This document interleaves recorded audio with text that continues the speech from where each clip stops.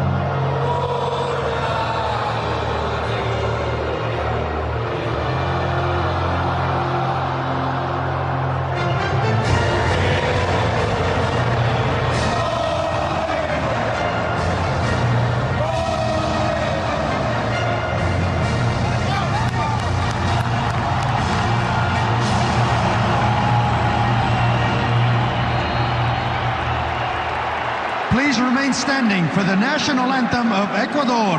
Les pedimos se mantengan de pie para el himno nacional de Ecuador.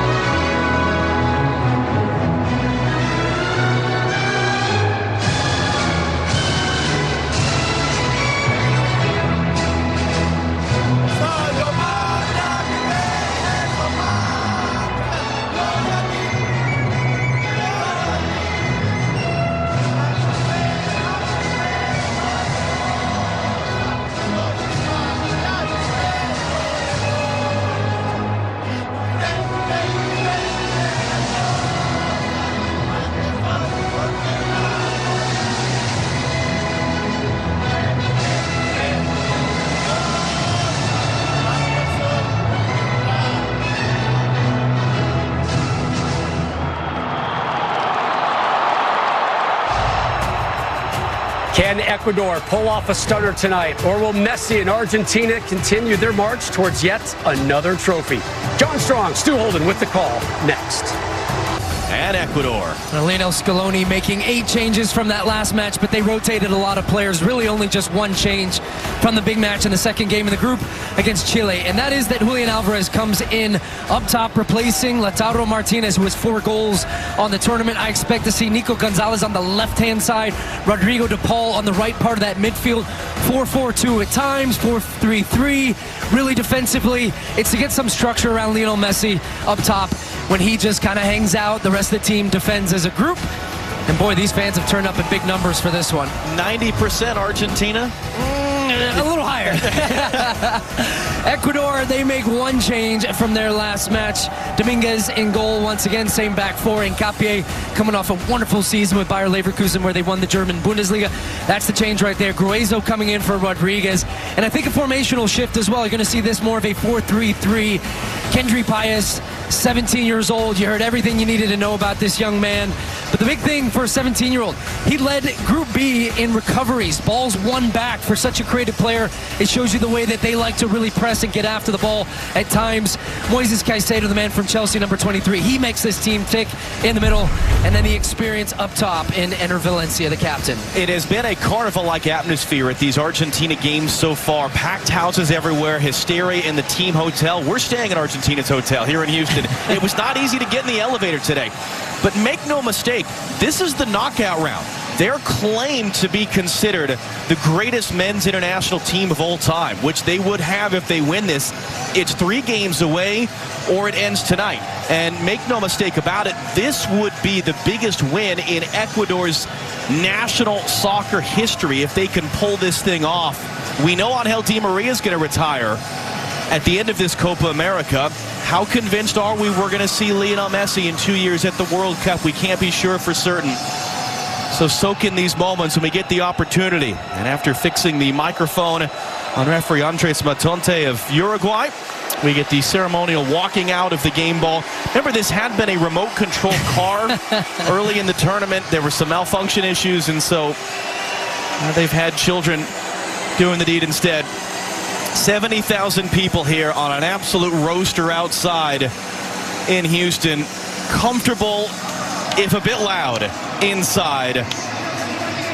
And a terrific quarterfinal round to come over the next 3 days. Who will be the first team to punch their ticket to next week's semifinals here at the Copa America?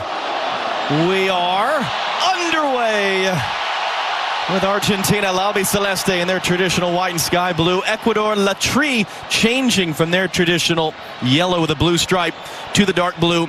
It's been very comfortable, if not just smothering, from Argentina in the group stage. 2-0 over Canada, 1-0 over Chile, 2-0 over Peru. They've not allowed a goal. They've barely allowed shots on goal. The only criticism is the goals that they've left on the table themselves. And Lionel Messi is yet to score as well, but he is out there coming off the injury that kept him out of the group stage finale. It's been a bit of a tighter thing for Ecuador. Everything could have come off the rails in their opener.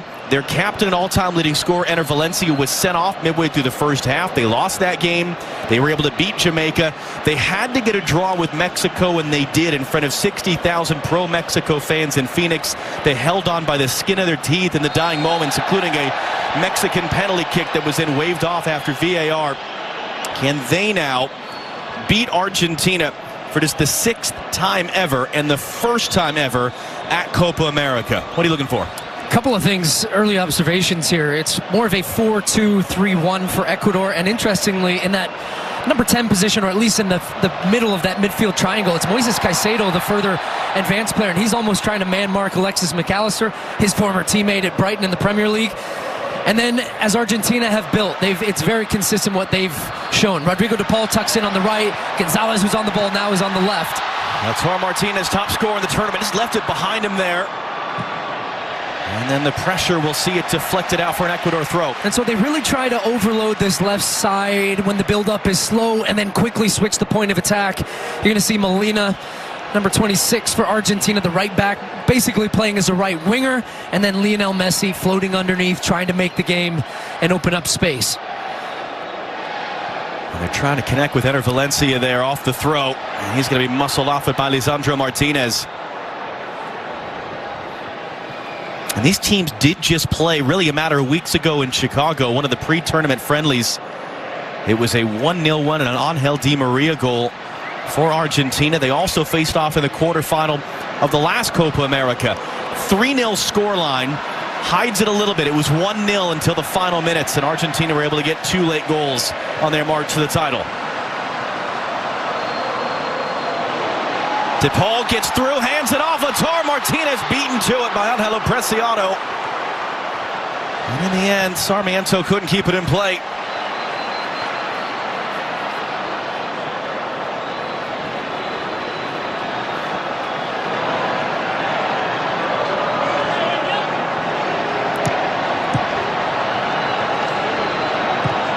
McAllister crowded off it. Pancho will clear. Valencia in chase on that one. Lisandro Martinez there just in time. Back from Emiliano Martinez. And the reason I'm a little surprised to see Moises Caicedo playing so far advanced, I think what Felix Sanchez is trying to achieve is to get some pressure on the ball. He's one of the most mobile players physically on the team for Ecuador, but he's the player that's led their team in touches on the ball. He's their best playmaker a little bit deeper. So it's interesting that you take him out of a position where he's going to have a lot of the ball. I think they've basically said, look, we're going to concede possession against Argentina or lead the tournament with highest average possession. But it's basically a very defensive formation here, just trying to limit space. I don't even see really a counterattacking type of structure for them with speed in the wings.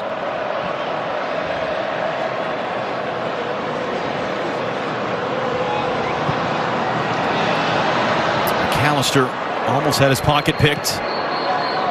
Nico Gonzalez given the start in this one. And he's dumped off it hard by Preciado. And as we've been saying throughout this Copa America, how does the referee manage it? The physical play that's going to come. And the yellow cards have been reset, so no one would be in danger of a suspension for the semifinal just for getting a yellow card tonight.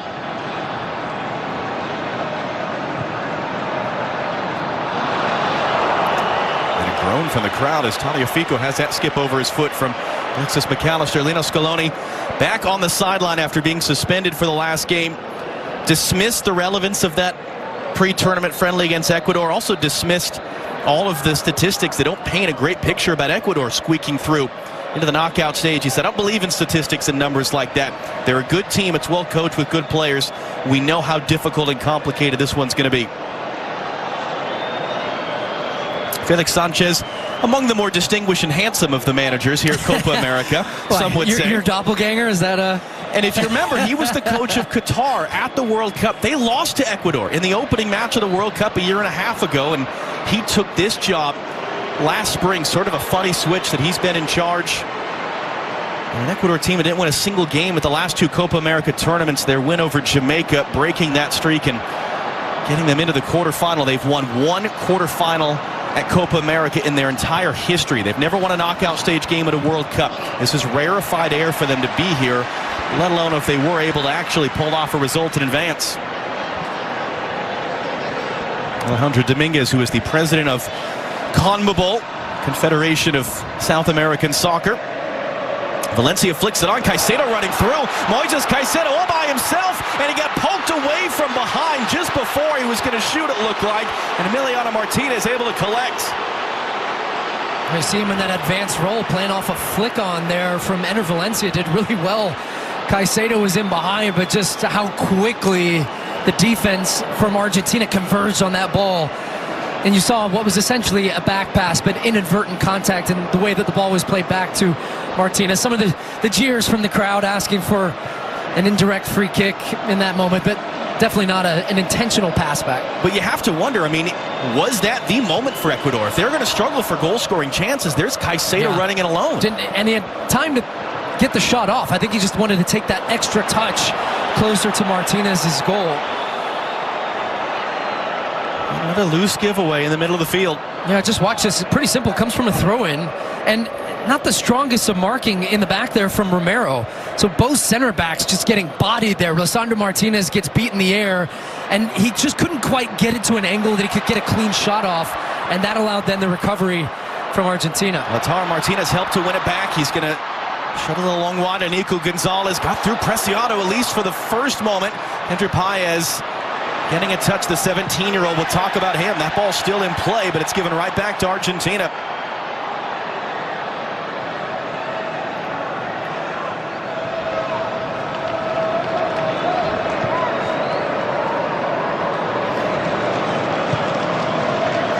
Romero for Gonzalez. Couldn't bring it down clearly and cleanly. Preciado chance to clear, has it blocked in. Has to be hooked away by Felix Torres. Ener Valencia putting some pressure on Lisandro Martinez there. That'll be nodded back to Alexander Dominguez, and flag was up for offside in that sequence as well.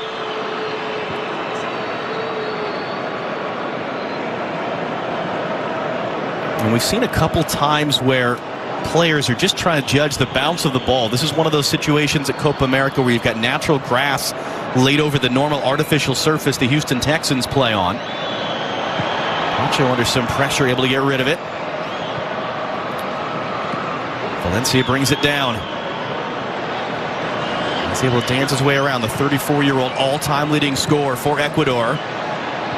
Is this going to be his final Copa America appearance, potentially? Moises Caicedo down after that crunching challenge.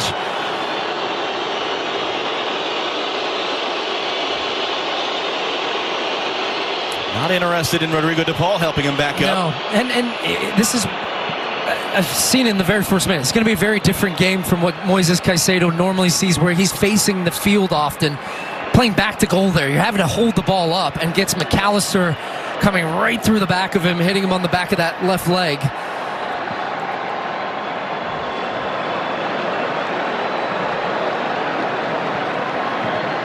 And it's interesting with Caicedo, he's playing against his current teammate at Chelsea, Enzo Fernandez, and his former teammate at Brighton, Alexis McAllister. Those two guys have been beside him at club level the last couple of seasons. So a lot of familiarity out there. McAllister, and that was Carlos Gruezo of the San Jose Earthquakes who returns the favor for the tackle that Caicedo just took. Yeah, if you think that wasn't intentional, that's one of those. You haven't been watching Copa America? Yeah, exactly.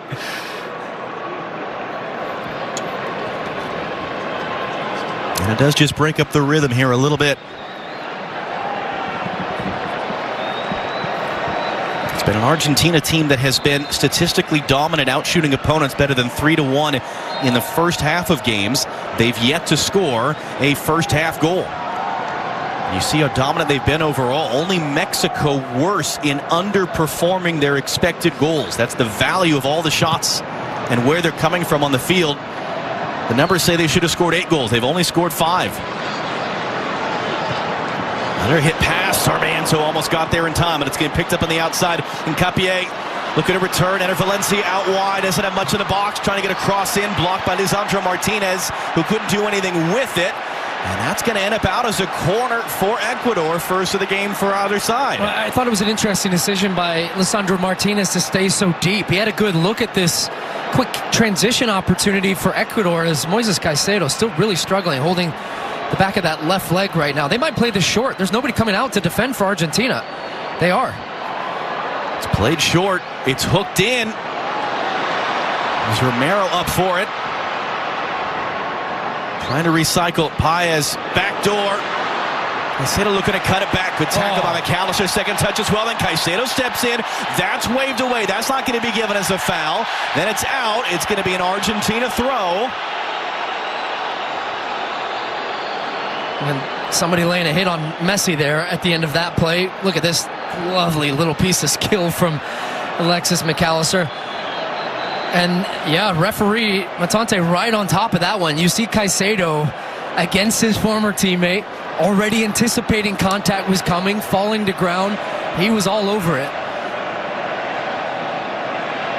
What's that like to play against a club teammate, current or former, international level? It's fun.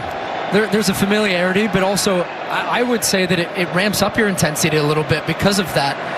You know the guy, oftentimes you've been friends in some shape or form on a team, but you know, I remember the guy in the studio, Clint Dempsey. We were teammates at International, but when we played Bolton against Fulham, it was on. We traded jerseys after, and he had a big rip on the back of it. I've still got it. Sarmiento tackle away, and Capier picks it up. Rezo had it pop up on him, trying to lump it forward. Long run for Jeremy Sarmiento. And that ball did just go out. Now the referee's not seen his assistant with his flag up. Now he gets word, and it'll be pulled back as a goal kick.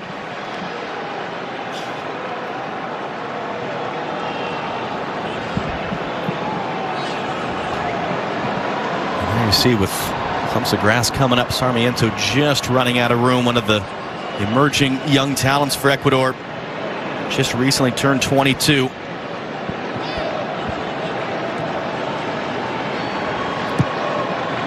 Ball goes long, but right to Pacho.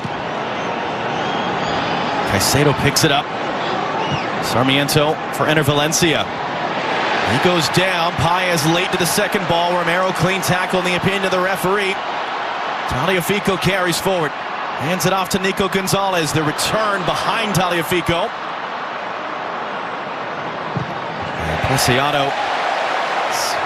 Tara Martinez doing some defensive work there to slide it out. You're getting a lot of conversation right now from both benches, but just watching the body language of Lino Scaloni talking a lot to his back line, and I think he's frustrated at the distribution right now and the way in which they're forcing balls into difficult areas and really playing into Ecuador's hands. They're jamming up the middle of the field. That's why Lionel Messi, I'm just watching, he's just hanging out on the right. I think he's only got 5 touches at this point of the game through 14 minutes. And with all the possession that Argentina have had, they haven't done anything in the attacking third. So this middle block defensive system that Ecuador is employing right now is having success. But as we always talk about, with Argentina, it's not how you can do it over 45 minutes. It's doing over 90 minutes when you're constantly chasing the ball.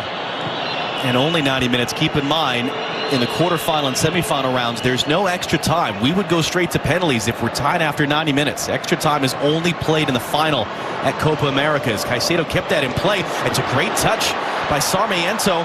Caicedo into the middle. This is Sarmiento cutting it back. Sarmiento kick save. Emiliano Martinez. Caicedo first to the loose ball. And that one's blasted over the end by the teenager, Kendry Paez. But Ecuador, the best chances in the opening 15 minutes. And Caicedo has this time drifted out to the left-hand side. Picks up the second ball here in his more familiar position, a little bit deeper, arriving, facing play, streaks away. Molina's having a tough time in that right back position right now. Great work by Sarmiento, but right as he goes to strike it, takes a little extra touch, and what a big save from Emiliano Martinez right there as he's trying to stab it. He can't get enough of a lift on the ball to get it over that left leg. And then the follow-up, as you said, I think it takes a bit of a bobble as it comes out to Kendry Paez.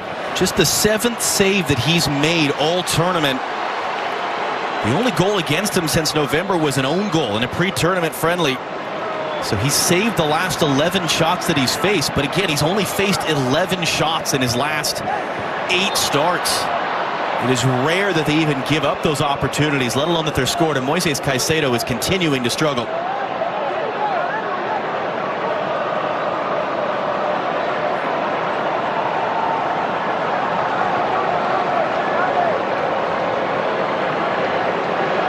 Caicedo, not only a teammate of Enzo Fernandez, actually broke Fernandez's record for the biggest transfer in British soccer history, up to $145 million. Chelsea paid for him last summer. So 2 very expensive players. Oh, it's going to find Enter Valencia. It's forced wide off the first touch. He cuts it in the middle. It's looped onto the roof of the net. That was Preciado who came all the way forward, and Ecuador banging on the door. What I would say for Ecuador, the timing of the runs has been very good. So when there's time and space, Enter Valencia, he's got 2 center backs right now. Look at the run from him, splits both of them, but the ball is bent into his path. Then he's able to turn, and that cues then the runner to come inside. So the attacking movements for them have been good when they've had the ball. It's running from Caicedo down the left channel. It's Enter Valencia constantly having that vertical threat in behind that keeps the defense honest. Tara Martinez, is he onside or not as he brings it down? Preciado pokes it away. Flag staying down. Oh, and the flag does now come up. Martin Sopi just waiting an extra moment there to be sure.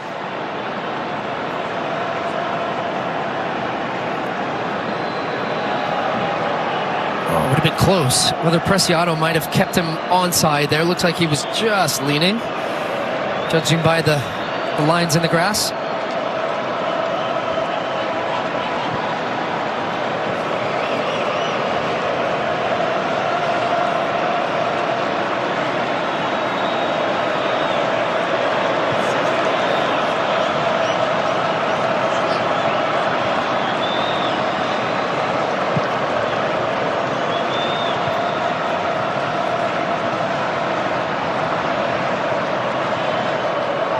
Hunter hit that one, trying to return for Grazo. It's too far in front of De Paul. It's cleaned up by Caicedo.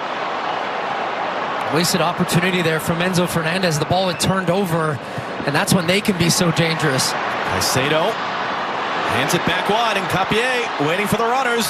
And Capier's cross in. Valencia in the area. It is going to be looping, cleared and behind for Ecuador's second quarter.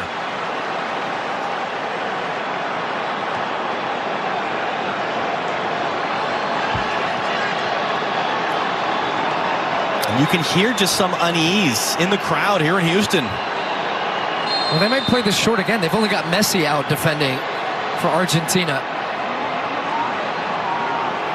How much of a deterrent is that? Yeah. Well, here comes the second player now. McAllister. It might be a little bit too late. Caicedo drives that one in, stabbed away. It's held in. Nothing that Sarmiento could do. Now, can Argentina break out the other way? And that's going to be whistled as a foul. And the question is whether Hincapié is going to get a yellow card or not.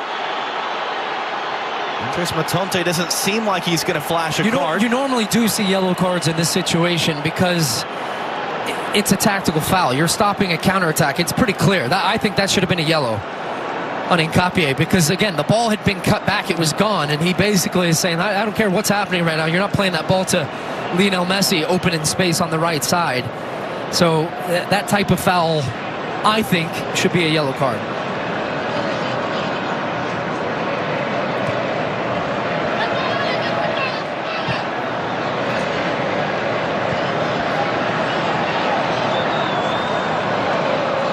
Venezuela and Canada up the road in Dallas, watching this game, getting set for their game in the quarterfinal round tomorrow. First ever competitive meeting between those two.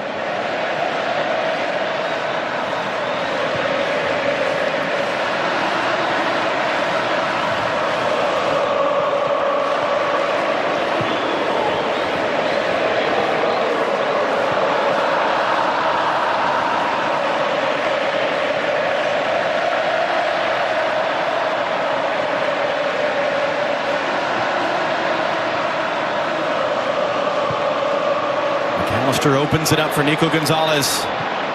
Into the middle, Enzo Fernandez further along. Cleared away.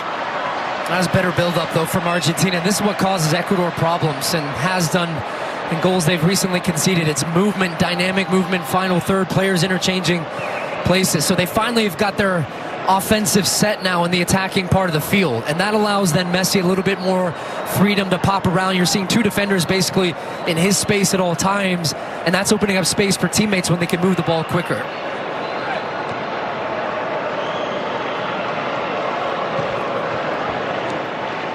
Gonzalez tackled away by Preciado.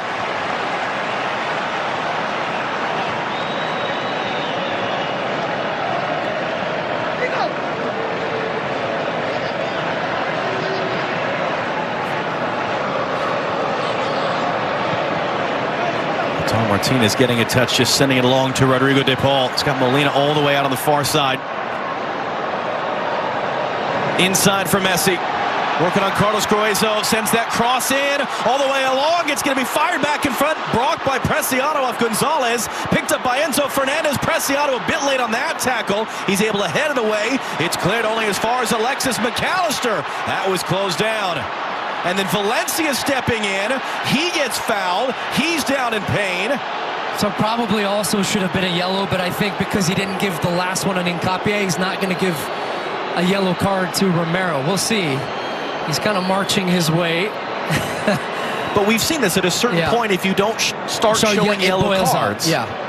So that's a yellow. That's a yellow card. 100% should be a yellow.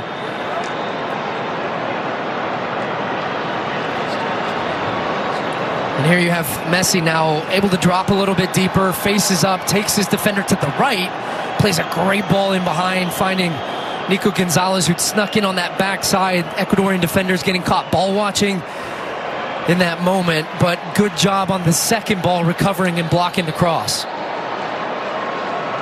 Valencia shaken up after that tackle. We've seen Moises Caicedo shaken up. Felix Sanchez looks on, and he's been under some pressure. This would be a huge moment for him in his coaching career if he can guide Ecuador to this massive upset. Only the third time this century they've even been in a quarterfinal at Copa America. The 3-0 loss to Argentina at the last edition. And 8 years ago they lost to Clint Dempsey in the United States in Seattle 2-1. Knocked away by Sarmiento on the outside. Valencia picks it up. Trying to weave his way through. Had Caicedo for company. Goes down. Told by the referee to get back up.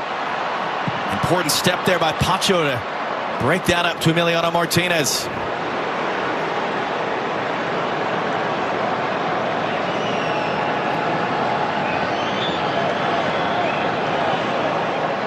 The quarterfinals at the Euros start tomorrow on Fox. Germany against Spain, and then it's Ronaldo and Portugal against Mbappe and France. More than half of the European Championship winners all time amongst those 4 teams. Coverage starting at 11 a.m. Eastern, 8 a.m. Pacific on Fox. It is a remarkable quarterfinal doubleheader tomorrow, given the history, all the titles won between those nations.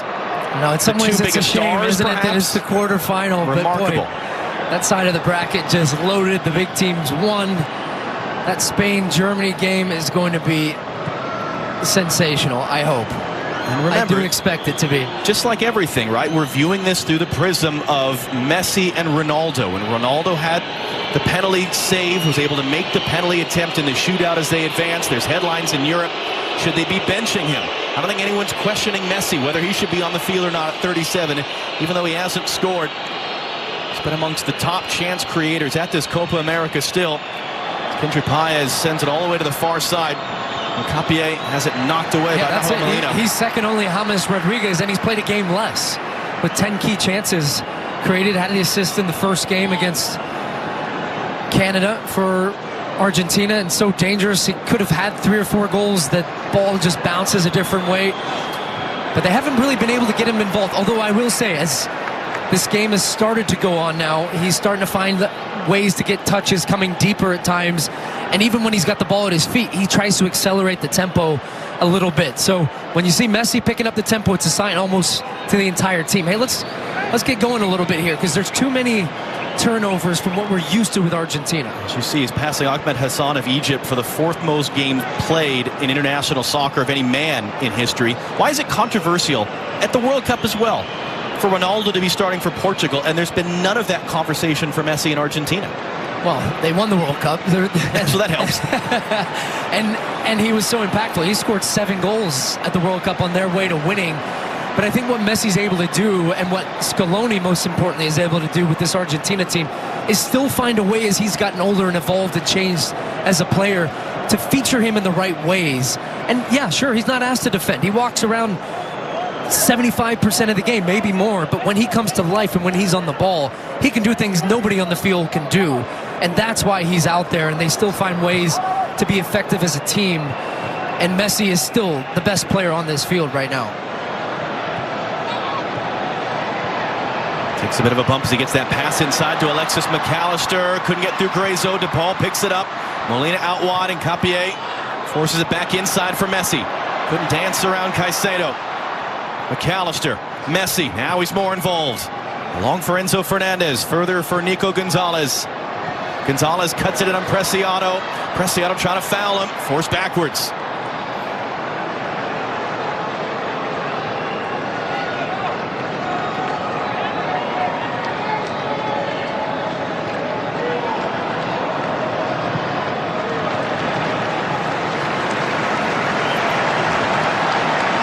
After all those early chances in the first quarter hour, the ball has spent most of the last 10 minutes in this half of the field. DePaul, Messi didn't seem quite ready for that. Was backing off and expecting someone else to be there. It's under hit. McAllister intercepts. Options either side. Goes all the way wide. Molina from the end line sends that cross into the middle. The header is looping wide. Enzo Fernandez, best look of the game for Argentina. This is a big mistake in the end from the 17-year-old Kendry Páez. Turns the ball over after they've defended very well in the beginning, because now you're out of your defensive structure. You've got players all over the place, and it allows them to create the 2v1 wide, get that ball into the box, and now they've got 4 players attacking the ball, which is how Enzo Fernandez ends up with that clear header. He's just trying to guide it to that far post and misjudges it slightly. But you have to play basically a perfect game against Argentina to keep them off the score sheet, and turnovers like that when defensively in your own third, that's going to kill you. 26 first half shots by Argentina in the group stage. That's the first shot they've had the entire night. Almost 28 minutes in. Valencia's bumped off it, and he's still not moving well. He just gestured over to Ecuador's bench, and he's gone down. Their captain, an all-time leading scorer, Enter Valencia.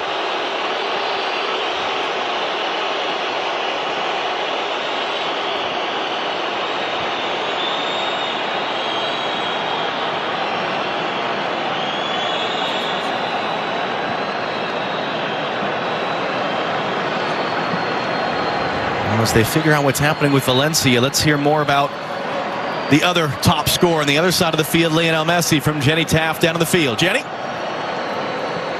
John, we have seen some amazing Messi moments over the years, but being back here at NRG Stadium, it reminded me of the last time I saw Messi here in Houston. It was Copa America 2016. Messi broke Argentina's all-time goal-scoring record. Unfortunately, U.S. goalkeeper Brad Guzan didn't have a chance. It was the most beautifully placed top right corner goal. I was seated right behind the net for that one. I will never forget it. I know you guys mentioned Messi still looking for a goal at Copa America. Perhaps he could do it at Houston. A special place for him tonight. He scored in 2 prior games here in Houston. And you mentioned how effective he was at the World Cup. He scored in every knockout stage game. Yeah. So Valencia continuing, battling through pain. Yeah, this is a fun battle. It's a fun battle to watch. Between the history between the two of them. Now they're chirping at each other. 2 very high quality midfielders. Oh wow. Valencia laid on McAllister, and finally Andres we get a yellow card. Yeah, that's pretty cynical. I'm not sure where. Oh man, he's chirping right in Alexis McAllister's face, or is he going to help him up here? Okay.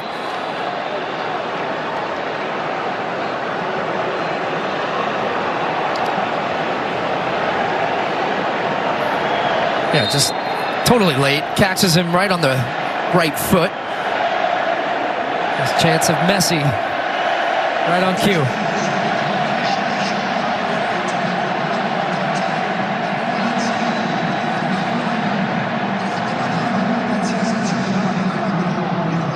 Half an hour gone here in Houston. Thanks for spending part of your 4th of July with us and Messi and company, as Messi takes the bump but gets that away, and it just peters out.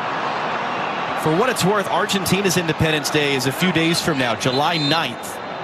Ecuador's is August 10th. In both cases, their declaration of independence from Spain in the 1800s is confirmation there of Enner Valencia's yellow card. 41 goals for Ecuador, most in the nation's history. Has not actually scored since the 2019 Copa America. In a Copa America, to be clear. He scored other goals, but did not score in 2021 and has not scored yet, and is barely featured. He was sent off midway through the first half of the opener and suspended for their second game against Jamaica. Good work there on the outside by Sarmiento. Couldn't find a teammate with the pass. But again, just another sloppy ball from Argentina. Enzo Fernandez has turned over the ball a number of times in this first half. Messi has Molina. Couldn't return it cleanly. Knocked away by Hincapié. As we said, if it's a slow burn for Messi, if it's a slow burn for Argentina, well, that just follows the pattern of the group stage, where they didn't score a single goal in the first half. To Paul. Lautaro Martinez, top scorer in the tournament. Knew DePaul was offside, couldn't hand it back. Got himself back onside. McAllister. Molina's down behind the plate. Tagliafico trying to find Nico Gonzalez back door, and that one peters all the way out for a goal kick.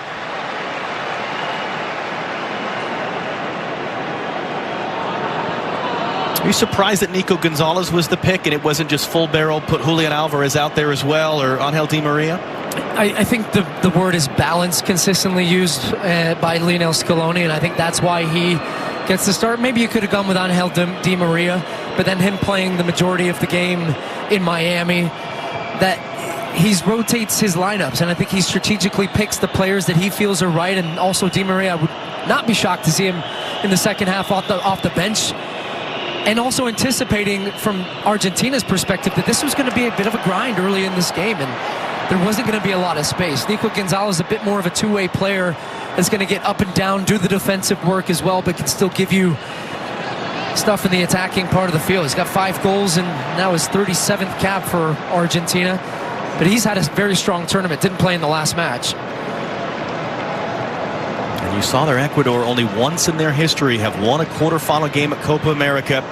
It was in 1993, 31 years ago. They beat Paraguay 3-0. That tournament was won actually on this date, July 4th, 93, by Argentina. That's the last time they went back-to-back as Copa America champions, something they are trying to do this year. Either side of a World Cup win staking a claim alongside the Spain team that won back-to-back Euros with a World Cup between in 2008 through 2012 as maybe the greatest men's international team of all time. They're 3 wins away from building that argument. Yeah, so what you're really seeing right now from Ecuador is it's man-to-man marking, essentially, as the ball shifts. Watch every player from Argentina right now in your screen. It's got a body around them, man-to-man. They're really... Oh, it's going to work, though. Enzo Fernandez from Messi running through. He's closed down. He holds it up. Enzo Fernandez blocked in the end. William Pacho able to recover, get his body in front, out for a corner. And Argentina, for the first time, breaking a line, playing a little bit ball over the top. And when one man loses their man or there's a runner in behind like that, it's difficult to keep up. And this time it's Enzo Fernandez gets Preciado on the deck.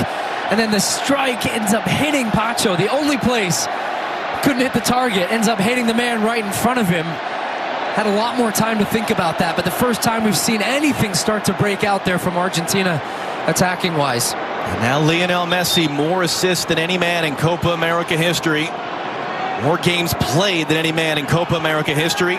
Stands over Argentina's first corner of the night. A lot of pushing and shoving in there that Andres Matonte is trying to manage. Messi, in-swinger, takes a flick, free header! And did that go across the line? It sure looks like it did. The officials are conferring right now as Lisandro Martinez celebrates. The referee is going to go to the assistant referee. They do not have goal line technology here at Copa America. And it is a goal. Well, what a ball in. Just watch Lisandro Martinez sneak around the back here. And the header at the near post, and it is clearly across the line. Absolutely a goal. Ecuador losing their marks, and it's a well-worked set piece from Argentina because he spins around. Everybody runs to the near post, and that's what they're aiming for because Messi puts it on a dime. Puts it right at that near post. McAllister gets across the near man. He flicks it to the back post, and a wide open tap-in the end from Lisandro Martinez. His first goal for Argentina.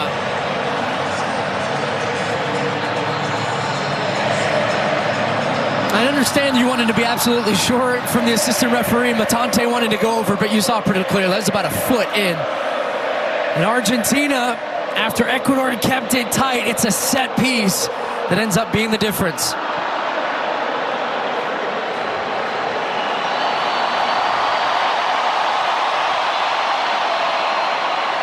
And you can see Andres Matante saying, well, I couldn't hear. It's too loud in here. And right now the Ecuadorian players, Eder Valencia was trying to hold kickoff to make sure this was reviewed, and he looked up at the video board, saw that replay of the ball clearly over the line. He's like, yeah, actually, let's play on. We're down a goal.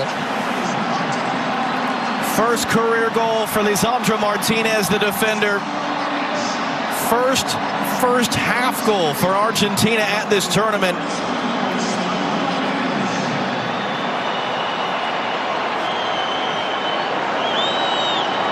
And a guy that really has just broken into the lineup in the last month. He's been behind Nicolas Otamendi the last Copa America and the World Cup. McAllister gets his second assist of the tournament. It's the second goal Argentina has scored where Messi's isn't going to get credit on the score sheet, but it's his ball in that creates it. That every part of that set piece, though, was so calculated. It's a great goal. And you can really create advantages in those situations. A, when you have a guy of Messi's quality that can put the ball where you want it to be consistently. B, you get everything that you had planned on the training ground that works out. Guy across the near post, guy spins around, and you're almost just waiting for it, saying thank you very much. Just look, the two Ecuadorian players, it's Franco there as well. They lose their mark, and they turn around, and they're like, uh-oh, it's already too late at that point to react. He looks back just to be sure, but he knew it was a goal by where Dominguez was in the net.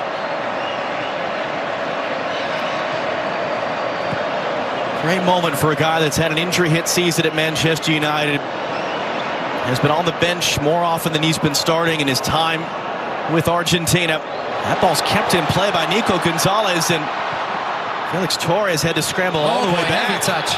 Dominguez just gets away with it. And now, if you're Ecuador, you got 7 minutes plus stoppage time. You might just be holding on for dear life the rest of the half. from what had been, if you remember, a terrific start. They had a couple of great chances at goal in the opening 15 minutes, including that one where Caicedo was running in, had it poked away from behind just before he was going to shoot.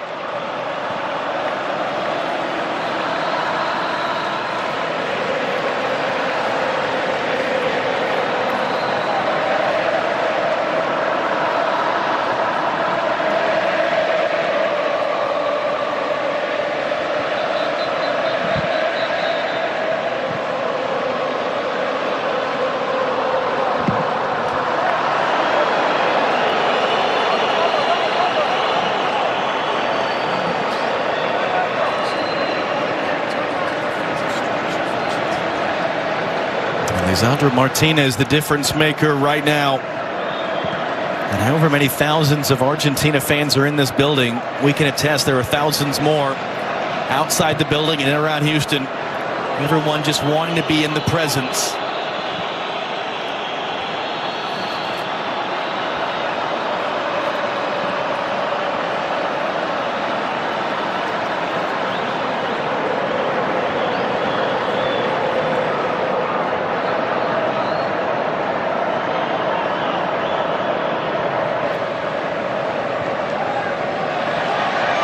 A foul there, and Torres just trying to keep it.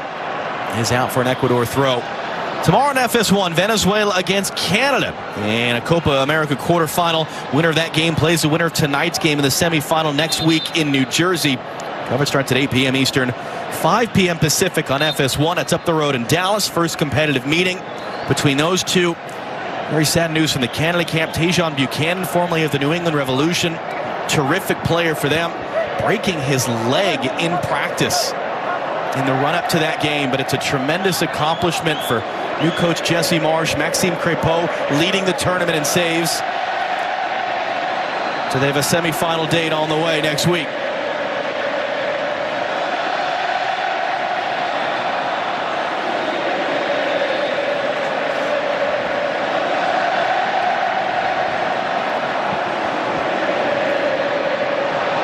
Pacho scrambling back under some pressure, just able to keep that. Pocket pick a second time. It's terrific work by Nico Gonzalez. He hands it off for DePaul. It's going to off the bounce, be fired across the face of goal by Enzo Fernandez. Did he mean that, or was it a mishit shot? It's out either way. A mishit shot in the end. And this is the part of the game when you were asking me about Nico Gonzalez. This is what else he brings as part of this team. Look at him, not giving Pacho an inch, and he thinks, okay, I've done enough. Nope, I'm coming back for more. Hustles, wins the ball back, transition moment now, takes a bit of deflection, and Enzo Fernandez on his weaker left foot trying to let this one settle and get the strike off here, ends up hooking it across goal. Definitely not across, although it almost ended up as one on the end of Lautaro Martinez's foot. And to your point, boy, Argentina, since the goal, have just, they smell blood right now. Ecuador all over the place and out of sorts, trying to find that second goal and punch one in before the end of the half. And they've not been coasting Argentina since winning the World Cup. They've won 16 of their 17 games in all competitions. They're outscoring teams 38-4 now. They have been beaten twice in the last 5 years. 60 games worth. They lost to Saudi Arabia in the World Cup opener. They lost to Uruguay in November in a World Cup qualifier. Since the 2019 Copa America semifinal, lost to Brazil. That's it. 2 losses, 5 years.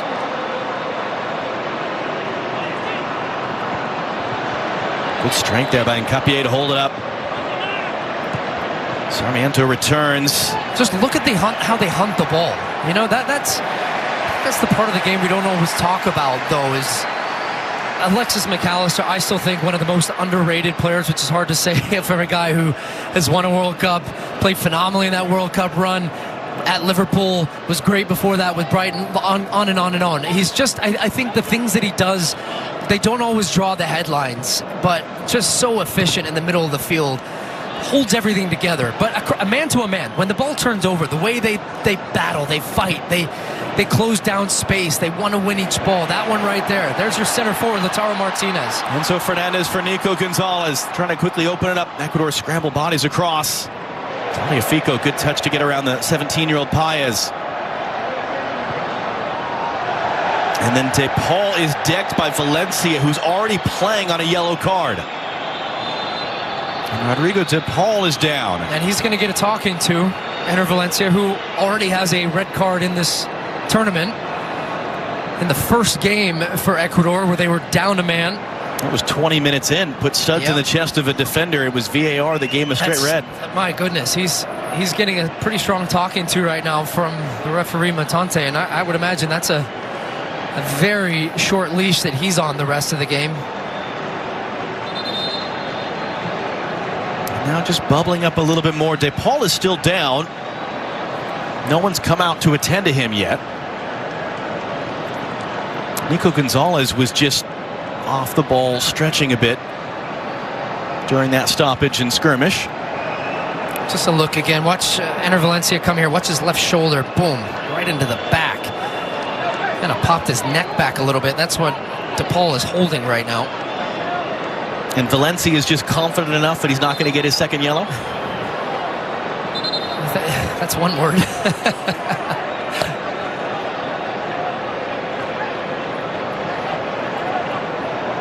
And still, we're trying to figure out how we're going to restart here. Because a red card here, a second yellow at any point for him, the wheels truly come off the bus. Down a man against Argentina. They actually took the lead in that game, down a man against Venezuela. Oh, as Valencia steps in and then just shrugged off in the end there. Lisandro Martinez, the game's lone goal scorer, that he's wrestled off the ball. Paez got that pass inside. Lautaro Martinez commits the foul on Gruezo. Oh boy, Preciado.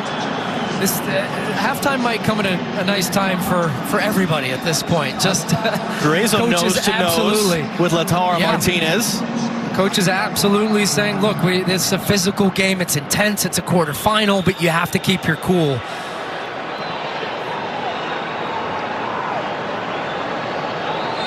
And they'll send the big bodies forward here, Ecuador. About 90 seconds of stoppage time still to be played. Kendra Paez just touches it along. Caicedo, and that was really well closed down on Alexis McAllister's caught the worst of it. Now they don't have to stop the play. Andres Batonte does elect to stop the play. Boy, he took that right in the chest, I think, as that ball was coming in from Caicedo. They tried to play it short to get a better angle. And McAllister again came out, closed it down well. He's brave. He goes up. We'll see exactly where it hits him here on the replay in a second, but as you talked about, just a remarkable rise for Alexis McAllister, who sacrificed his body for his team there. Right in the stomach. He didn't play at the last Copa America. In fact, when he came to the World Cup, he only had 8 prior appearances. He has the assist on the game's lone goal. It's such a good header.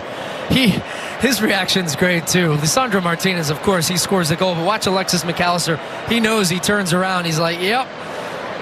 To be able to flick that with the snap of the neck to flick it back into that area right there. First goal for your country for Lisandro Martinez. An assist for McAllister, adding to his total of assists in this tournament. He laid his body on the line in that opening match, the game against Canada, where he gets completely crushed by Maxime Crépeau, but lays it off for Julian Alvarez. He scores. Well, we've exhausted 2 minutes on the scoreboard. We'll see how much the referee Matonte adds, as that one was kept in play on the outside. Ball still in play, and De Paul sends it out. Argentina's upset. That was terrific work by Sarmiento there, just to dance along the end line. And now Ecuador a chance for an attacking throw in what might be the final chance of the half. It comes backwards. Gruezo hooks the cross in. McAllister heads it away. Messi touches it down. Now can Argentina break? Preciado fouled, but it's play on as Nico Gonzalez comes forward. He's forced wide. He cuts it back. Gonzalez into the middle. There's Messi. And he'll just reset it backwards. Argentina will cycle it around, and that will end the half. It's been a brawl, everything that we would have expected. It's a defender who has the game's lone goal as we send you back to Rob Stone in Los Angeles. 45 minutes down, 45 to go here in Houston, where it's Argentina 1, Ecuador 0. Yeah, Rob, apparently suspending 4 different head coaches has worked for CONMEBOL because both of these teams were out and ready to go about 90 seconds before they really needed to be. No changes for either side. Second half underway in Houston. Winner goes to New Jersey for Tuesday night semifinal against either Venezuela or Canada. They'll square off tomorrow. That long ball ends up petering out. Preciado rising high in the air, and Kendry Paez, the youngest player ever to play in a Copa America quarterfinal, just 2 months past his 17th birthday, couldn't get on the end of it. What's the pathway for Felix Sanchez in Ecuador now to try to win a Copa America final, a quarterfinal, I should say, for the second time in their history against the defending champions? Yeah, they've got to find a way. Well, the first 15 minutes of the game, they were the team that was creating some opportunities and finding ways to be quick in transition. The difference as the game went on, Argentina started to take better care of the ball. I got a chance here to go, though.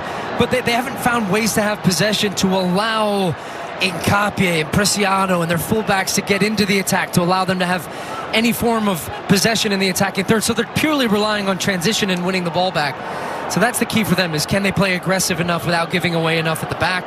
For Argentina, I think it's going to be interesting to see what Scaloni is going to do. I think we know what he's going to do. At a point, you push, you make some subs in the attacking part of the field, but still it's about shutting this game down and keeping the 0 for them. This is what you were talking about. Yeah. Ecuador had the first 3 shots of the game in the first 16 minutes. Since that point, just past the quarter hour, it's been all Argentina, including their goal. And one of the, wasn't counted as a shot, but Moises Caicedo running in, looking to shoot one-on-one, swept away from behind by Christian Romero. Ecuador had their opportunities. Yeah, they did. And I think you said after that Enter Valencia chance early, you said, man, that, or was the Caicedo one that gets poked away, that these are the chances. You don't get many against Argentina.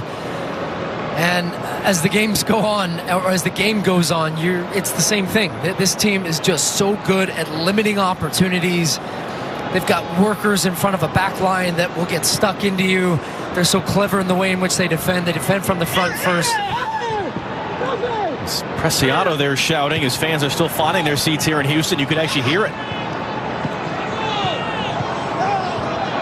And Enzo Fernandez is taken down.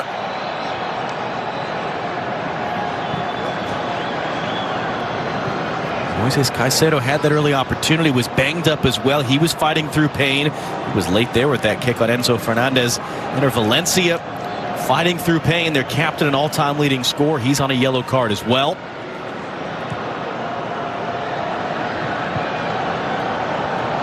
And as you said, we know what the plan is for Lionel Scaloni in Argentina. We know the world-class starting caliber players that are on his bench. Well, the bench is a good point, because you look down Ecuador's bench and you look at Argentina's bench. Now, you could say that for a lot of teams against Argentina's insane amount of quality and talent and high power talent that they have. But Ecuador don't have too much. And Enter Valencia, very ineffective, more effective in fouling. Only 9 touches for him in the first half. Kendry Paez, who's been a nice bright spot for them. He hasn't found ways to get on the ball and get into the attack. It would be a fun exercise to build a starting lineup on Argentina's bench and kind of say where would they fit in the FIFA rankings amongst best teams in the world. As Preciado brought that down but couldn't control it cleanly. Gruezo, good hard work there, draws the foul off Lautaro Martinez. Just trying to hold that one up. Longtime MLS player Carlos Gruezo with FC Dallas, and now with the San Jose Earthquakes. And Alan Franco, haven't said his name much. Former Charlotte FC player.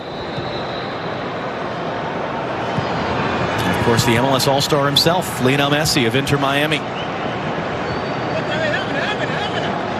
fact, only the Premier League provided more players to this Copa America than Major League Soccer, and it was a pretty tightly run thing. And it wasn't just all because of U.S. and Canada. Players from all sorts of nations at this Copa America playing in the United States and Canada now. Long it goes from Hincapié, too far for Caicedo. Sarmiento couldn't win the second header, steps back in as it's poked away. Hincapié, a little touch around De Paul, throws his body in, able to keep it. And they want to open up to the far side where the space might be. Nowhere for Torres to go. There's Alan Franco.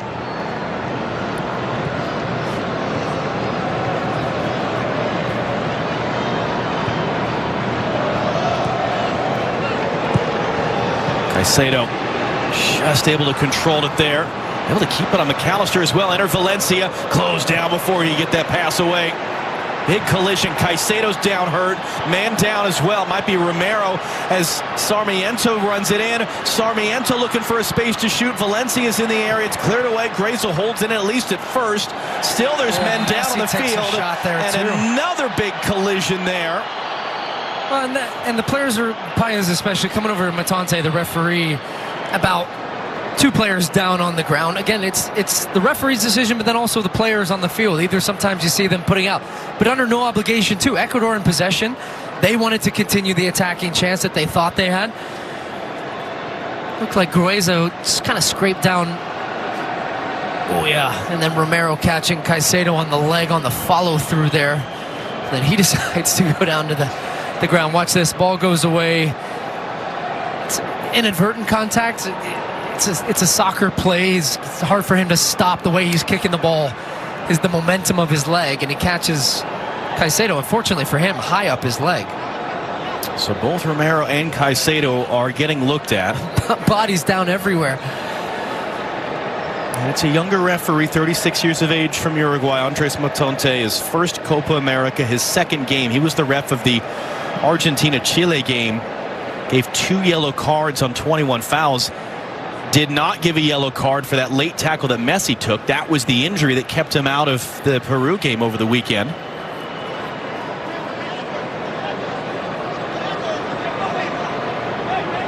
that was the contact that sent Caicedo down. Look at Ender Valencia's reaction.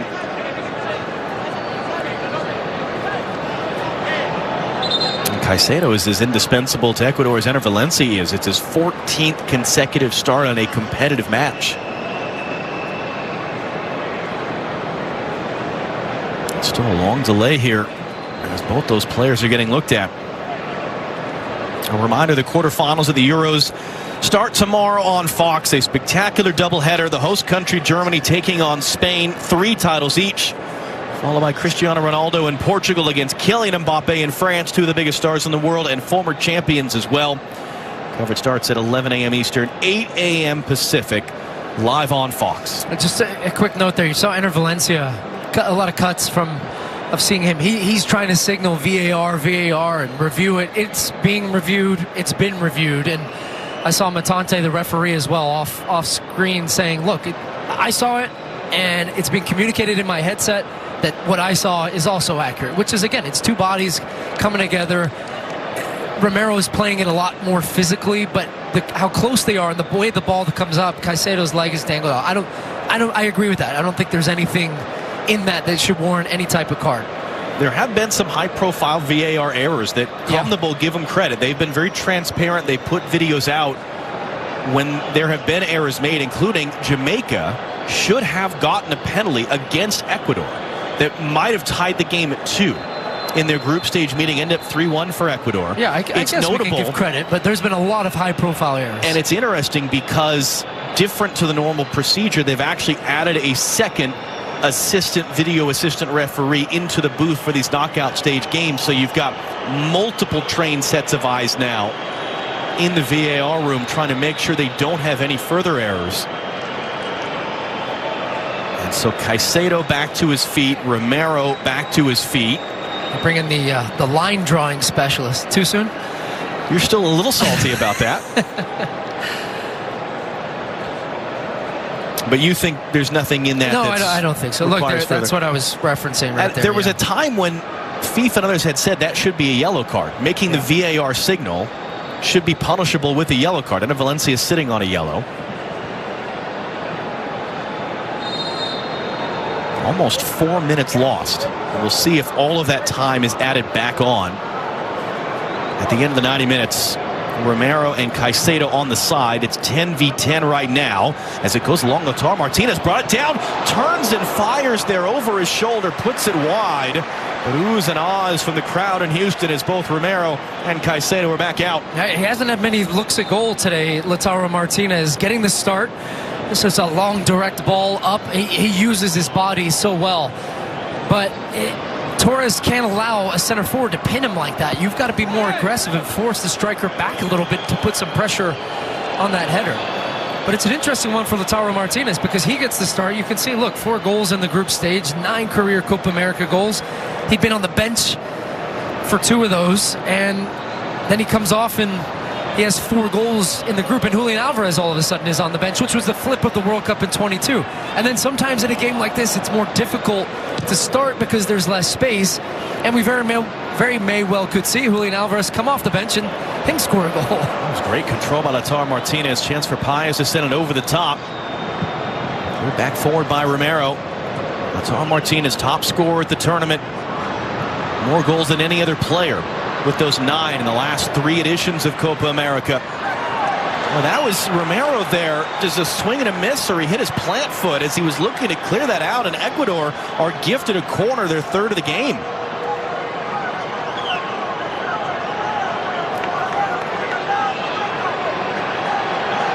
Caicedo sets the ball. Emiliano Martinez, 1 save made tonight.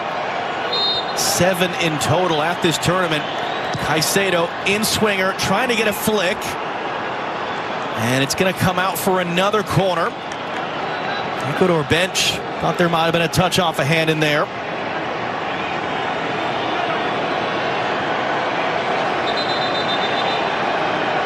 Just holding the play, I think, to check on this. Giving Leodan Gonzalez of Uruguay an opportunity to take a look at the replay. I think it does hit the left arm of Enzo Fernandez, but I don't think enough there yet. Now that is the video assistant too close referee. to a natural position. Caicedo and Emiliano Martinez took actually a bump there right as he was going to catch it, but a good clean catch from maybe the best goalkeeper in the world. Another body down. I agree with De Paul. He's been banged up today. There have been a few Argentina players who have not been banged up in this game. And really, just look right now. It's on Franco and De Paul going after each other. And De Paul catches a shot to the face there.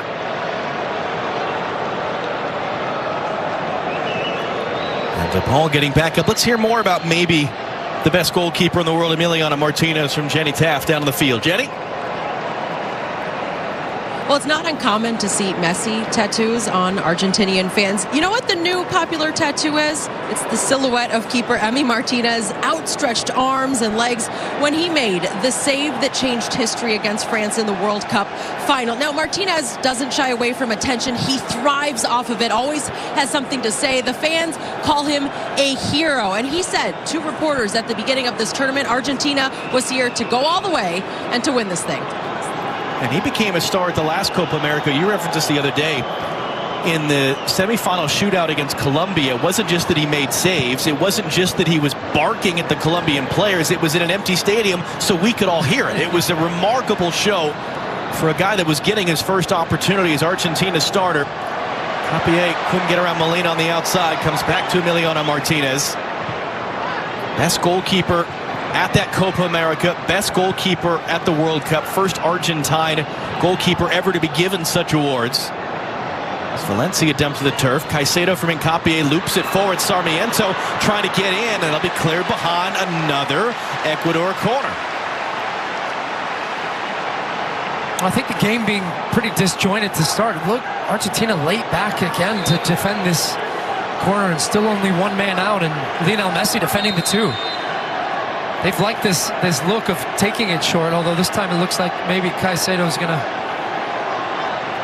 Caicedo hooked in, again trying to get that flick again. The shout is given! Penalty for Ecuador! The same look as just a few moments ago. This time it's given on the field, and a chance from the penalty spot for Ecuador to tie this game.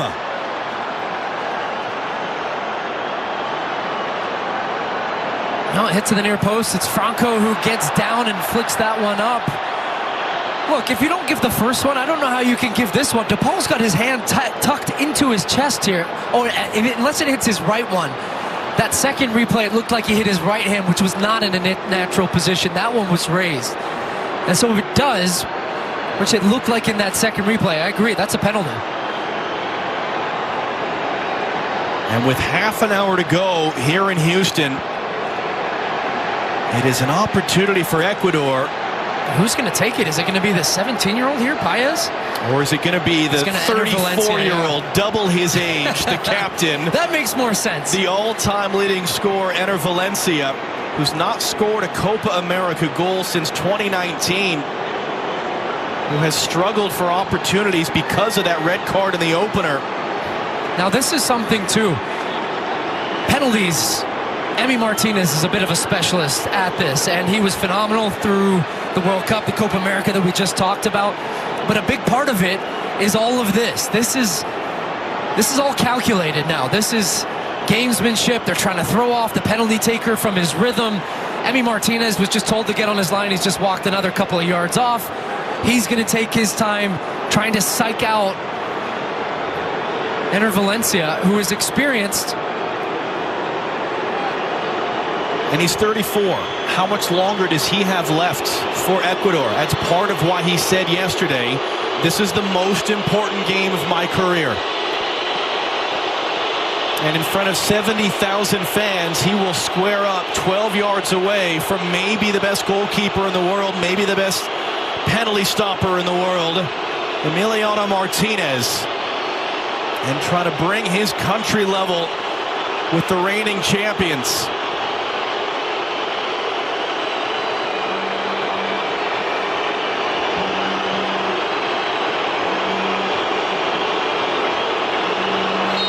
Here we go.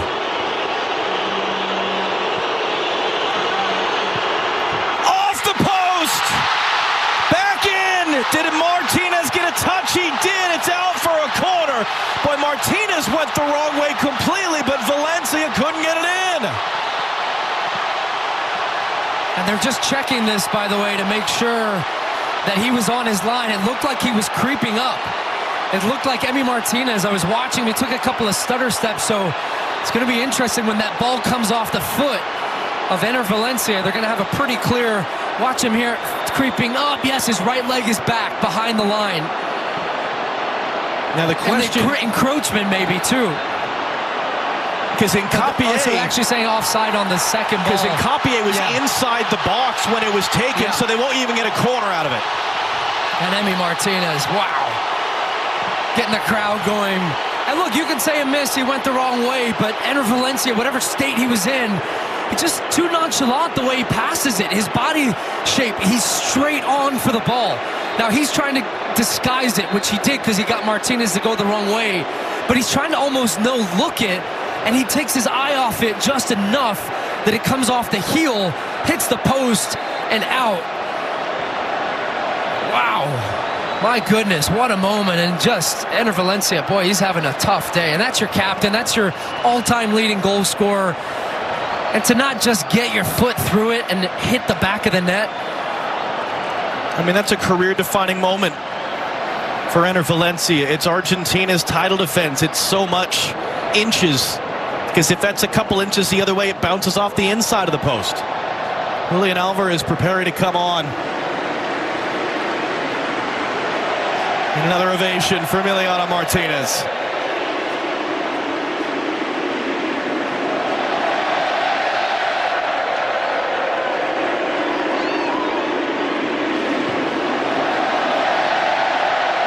Dibu hearing his name shouted out. Sarmiento struggling to deal with that one. Argentina get a corner.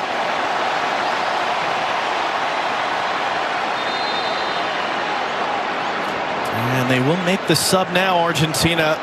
Lautaro Martinez had scored in all three group stage games, was keeping this man on the bench. And now they will replace each other as Julian Alvarez comes on for the still top scorer at Copa America, Lautaro Martinez. And look, it was just a different type of game for him tonight. He didn't get many looks in front of goal.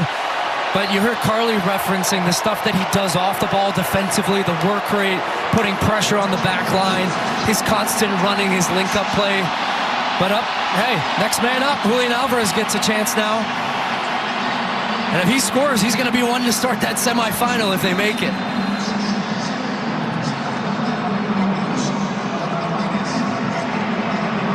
Alvarez took Martinez's starting spot on the course of the World Cup. They've sort of flipped that here at this Copa America, at least so far. Messi, the ensuing corner and outswinger, was sent away by Sarmiento. De Paul trying to knot it backward and reset.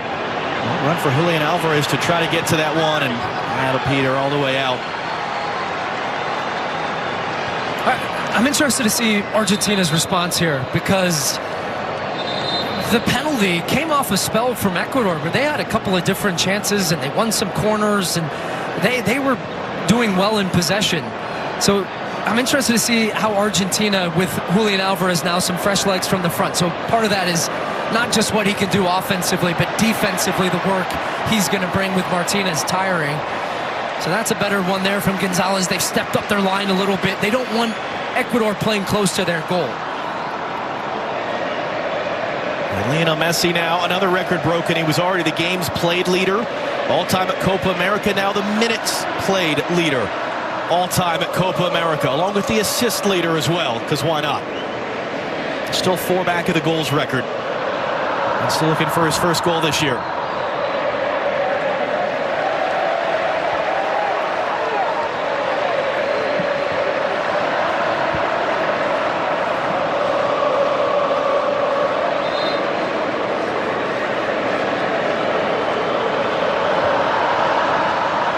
Argentina are still yet to allow a goal at this Copa America. And in saying that, it's only a 1-goal advantage right now for Argentina. And if this game was to end tied, it would go straight to penalties. And that's a different dynamic of them saying, oh, well, we fancy it even if we have to go to extra time. Messi now rides the challenge, waits for the support. Messi cuts it inside. That was blocked there. Alan Franco got a body in the way. All right, so stepping in, Tagliafico trying to hold it up. It's recovered in the middle. De Paul, Julian Alvarez waiting for it. Oh, it's going to find him. Alvarez, that was right at Dominguez. And that was, in fact, Lionel Messi who brought that down. And it's Dominguez's first save of the game, and Messi still doesn't have a goal. And then De Paul committed the foul as he thought he was fouled.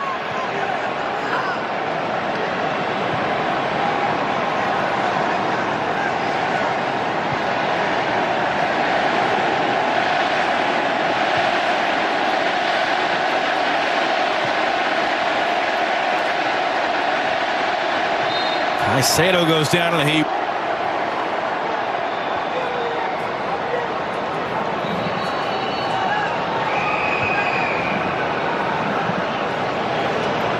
Frustrating night for Lautaro Martinez. Could not continue. It was actually a 4-game goal scoring streak, including their last pre-tournament friendly.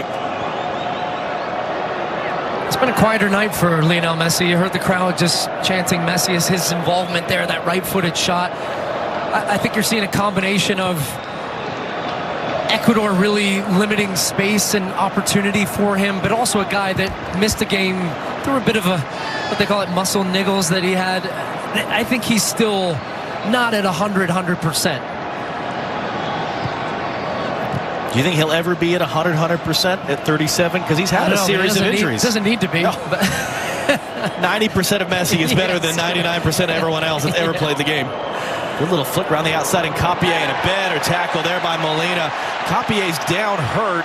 No foul on the field. And Romero just happy to play it out, and now the whistle will go.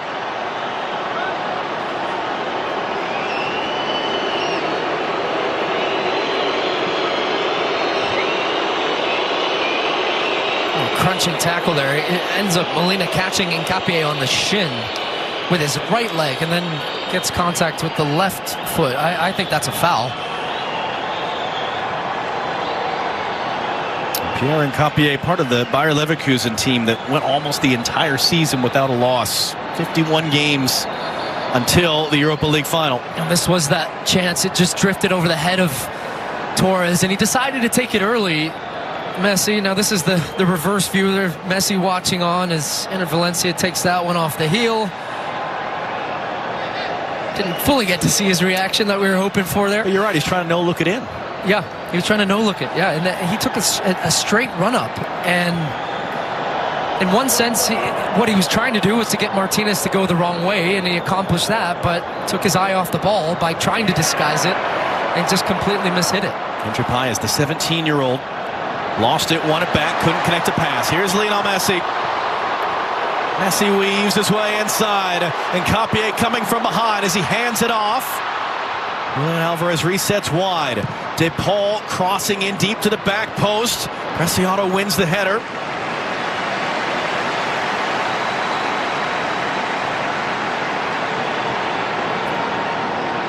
20 minutes to go. Venezuela and Canada wait and watch ahead of their quarterfinal up the road in Dallas tomorrow. Winner of this, winner of that, goes to New Jersey for Tuesday night's first semifinal. Alvarez knocked off it, goes down, enter Valencia. Couldn't get that ball under control. McAllister again.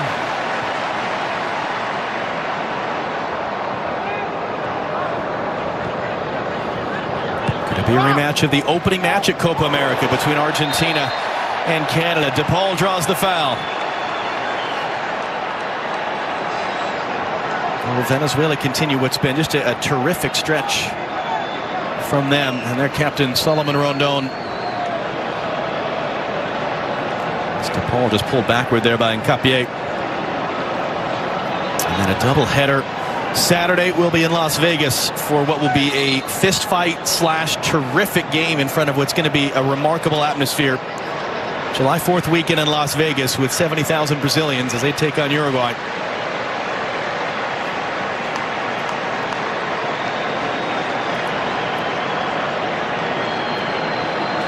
Messi stands over the free kick. Ecuador will now pull everyone back as you see Valencia coming back to help defend. Alexander Dominguez getting himself set in goal. Messi fires that one in. It's sent back into the middle of the field by Franco. It pings around. It was mishit, and it's cleared away. And Valencia, can he get there and get on the run? Last man back is Molina. Valencia just sort of lost the handle on it.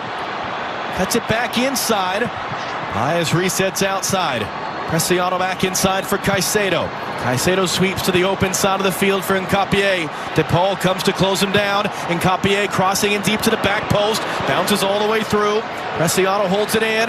Preciado crosses back in. And Capier knocks it down. Valencia, can he get on it? Somehow it's cleared away.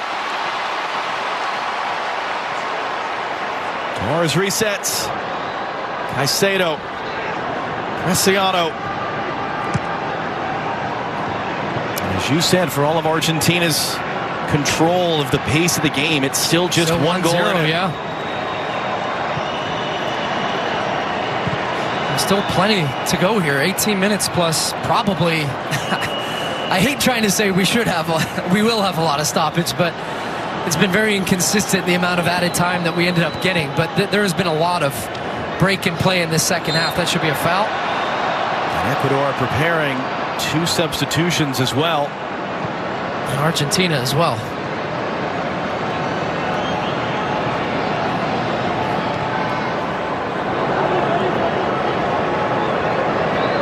Lisandro Martinez heading in from a corner. Messi's corner flicked along by McAllister.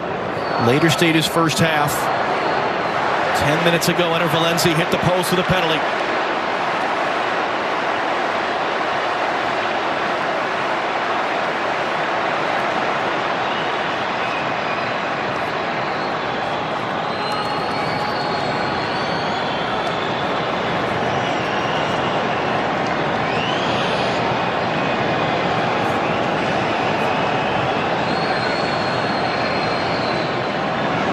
Longer spells of possession Ecuador have had, certainly since the opening quarter hour.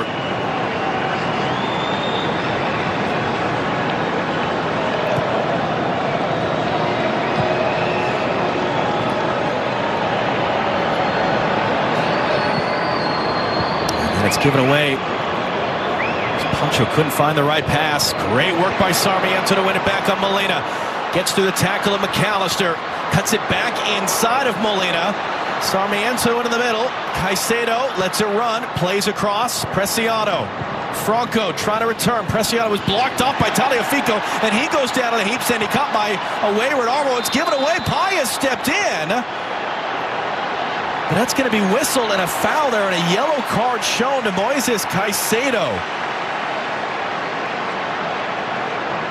Preciado felt that he got contact to the face as he was trying to make that run in behind to pick up the 1-2 pass from Franco. He's still got his hand up. At this point, you're definitely not going to get anything because the foul wasn't whistled, and unless it's a red card, which it's not. But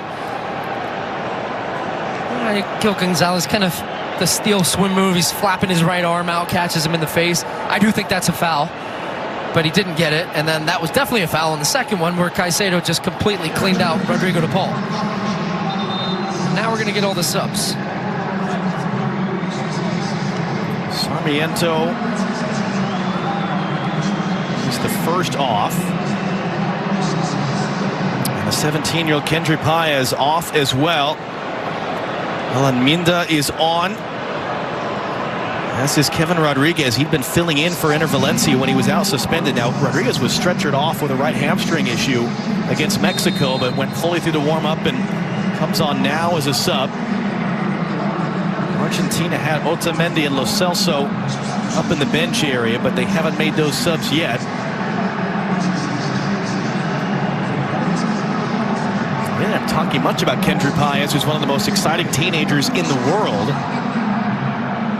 He'll be heading to Chelsea next year once he turns 18. Are you surprised he didn't have a bigger impact, or is that the point against this Argentina team? It's going to take a lot for a teenager to have a big night.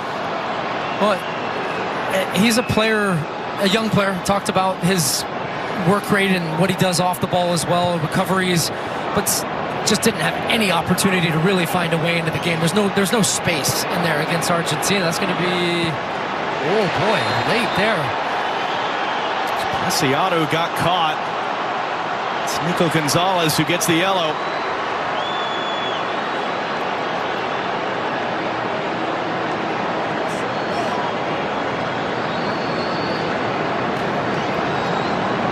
Here come the substitutions for Argentina, and it's going to be Lisandro Martinez, the game-winning goal scorer as it stands, who sees his night come to an end. It's interesting. You don't often see center backs getting subbed off in games, but sometimes you see Scaloni do it and go to a back three, but also I think he's anticipating too. There's going to be a lot of crosses coming in for Ecuador, and Lisandro Martinez, not the tallest of defenders out there. Enzo Fernandez taken off as well for Lo Celso and Otamendi, but it is Lisandro Martinez, his first career goal for Argentina, that as it stands is sending them into the Copa America semifinal.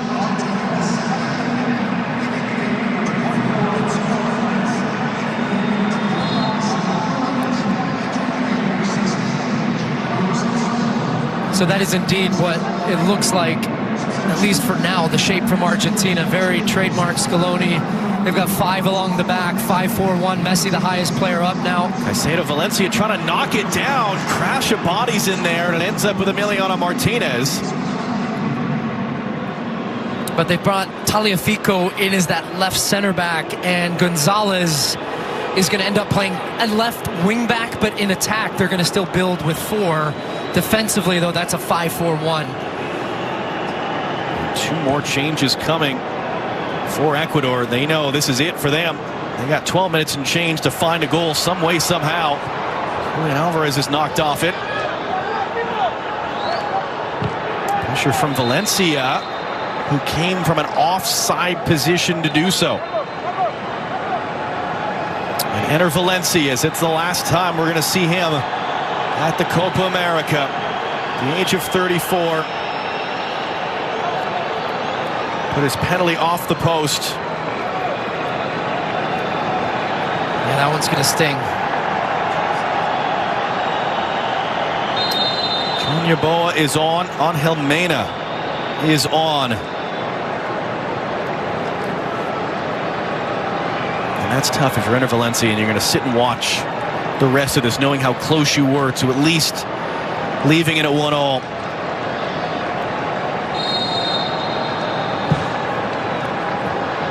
Martinez goes long, almost got an assist on the last one like that. It's flicked sideways. That'll work for Dominguez from Preciado.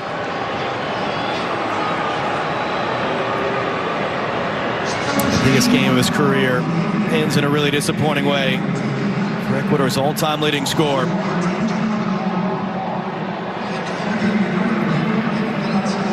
Now, having made quite a few subs in a short amount of time, how did Ecuador find a way with 10 minutes to go to get a tying goal as DePaul sweeps that back up and Otamendi wins his first aerial duel of the night. DePaul trying to cut it inside, muscled off it by Caicedo. And it came in for a touch. Great little move on the outside. Yeboah running forward. He goes down. Free kick coming for Ecuador. And a yellow card shown to Tagliafico. My goodness, what a take under pressure. That ball was fired into him from Franco. A good 25 yards. Takes it under pressure between two defenders. Wriggles his way out of the challenge, then drives at the back line with speed and wins a free kick. Look at this ball. Capie plays it there. Just that little hesitation gets Otamendi to bite. He thought he was going to let it run across his body. Instead, came back on the left foot, came inside, driving at the back line. And Tagliafico decided, I got to make a foul here. Dangerous attacking opportunity. Now a great spot for a set piece. And both left-sided defenders for Argentina. Now Tagliafico and Nico Gonzalez sitting on yellow cards. So it'll be interesting to see if Ecuador can attack that right side. Now what do they do? Yeboah came across to get some sort of treatment / instruction from the bench. Juliano Martinez, one save made early in this one. Angel Mena, longtime player, Liga MX, had the game-winning goal a little over a year ago for Leon against LAFC in the CONCACAF Champions Cup final. Getting this one set. Angel Mena blocked by the wall. Franco forced to reset it. And well, the whistle goes. Boy, as Julian Alvarez had knocked that pass away and was looking to run on. Christian Romero is down on the other end of the field. You feel a little bit for the referee here. I don't think he expected that ball to turn over.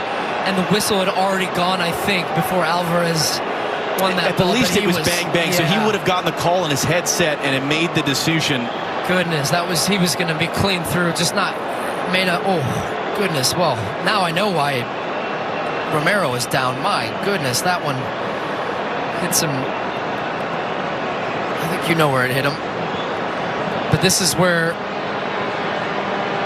yeah, it's interesting, though, how he, I mean, he's looking at the play there, and as Argentina won the ball back, you couldn't hear the whistle on that replay, but it looked like he didn't decide to stop play until Julian Alvarez had won the ball, and there was a clear advantage there.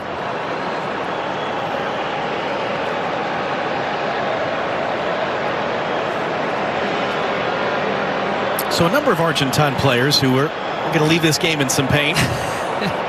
Doing all they can to get their team to yet another semifinal. They've won the quarterfinal of the last 4 tournaments since losing in penalties against Uruguay in 2011 when they were the hosts.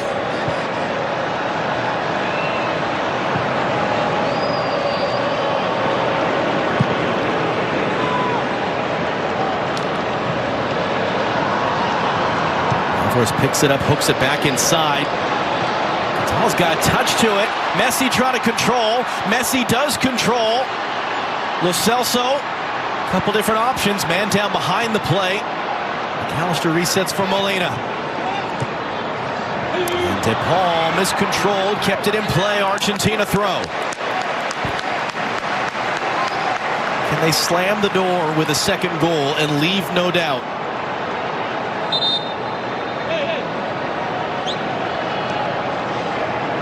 Nico Gonzalez moving a little bit gingerly. Well, Molina in no rush to go get that ball.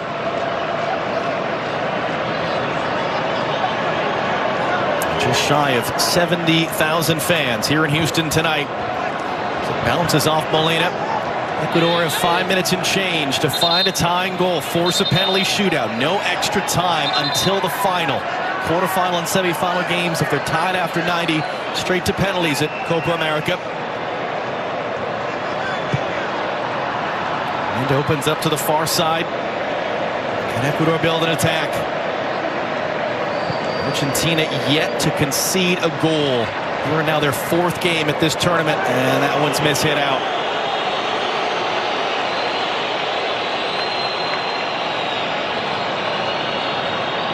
Jordi Caicedo ready. Will he be coming on in the last few minutes?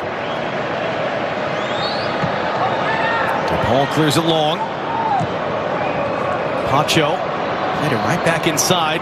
Lo Celso trying to combine with Messi.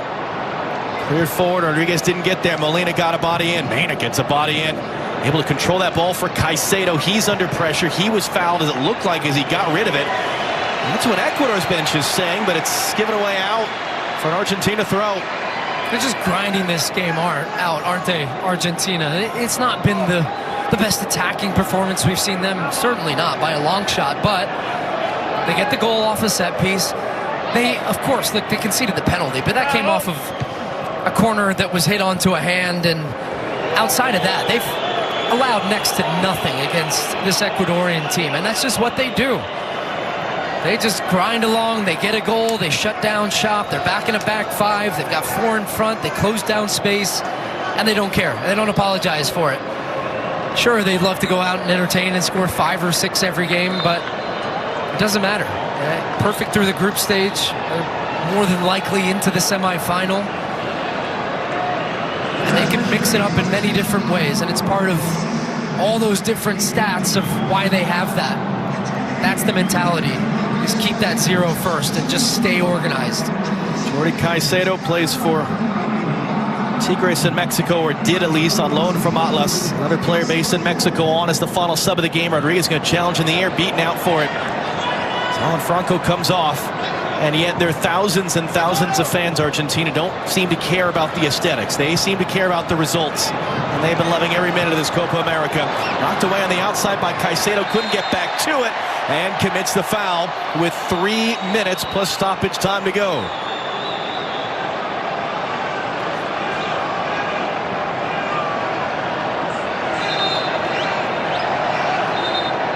He's just checking Dominguez. It felt like he's looking. Dominguez is about 20 yards off his line right now.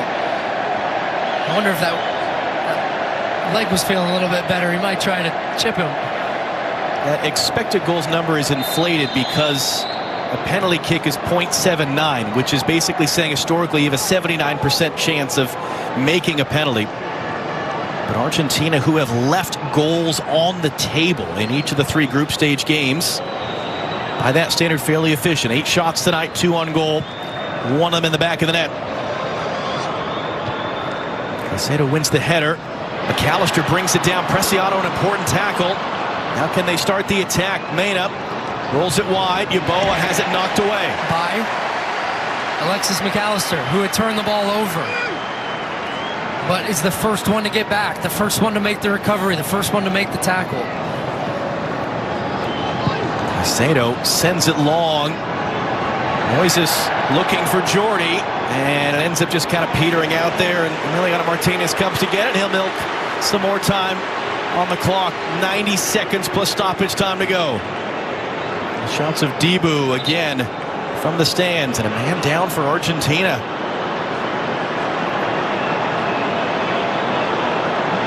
You brought up an interesting point, John, about the fans and the Argentine fans not caring necessarily how it looks and results. And look, I was listening, we're talking about these wonderful Euros quarterfinal matches coming up, and England, so much talk about their play, and John Stones today saying, look, we have a duty to play better. No, you don't. Win. That's all that matters.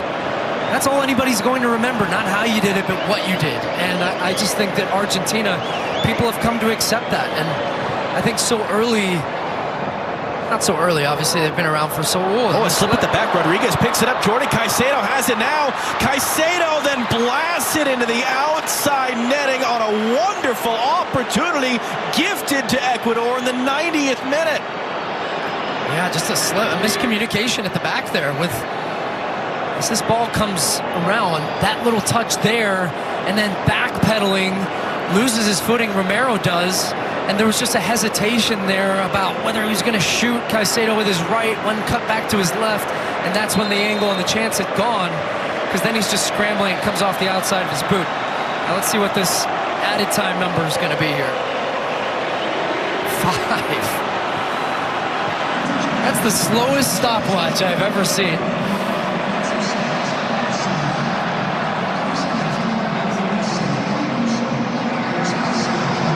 Messi trying to wrap the sideline, takes a hit, goes down. Ecuador throwing. Lionel Scaloni upset, trying to get his team across the line. Ecuador need just one moment, one goal. They'd force a penalty shootout. And their goalkeeper's a penalty shootout specialist in the same way as Emiliano Martinez is, for what it's worth. That one's whistled as a foul. Quickly back into play for Moises Caicedo. Comes back to the right. Man down for Argentina. They're just going to play on. Cutting it inside. Crossing it. Takes the flick. It's in. Ecuador have scored in stoppage time. Kevin Rodriguez got ahead to it. Incredibly, the game is tied.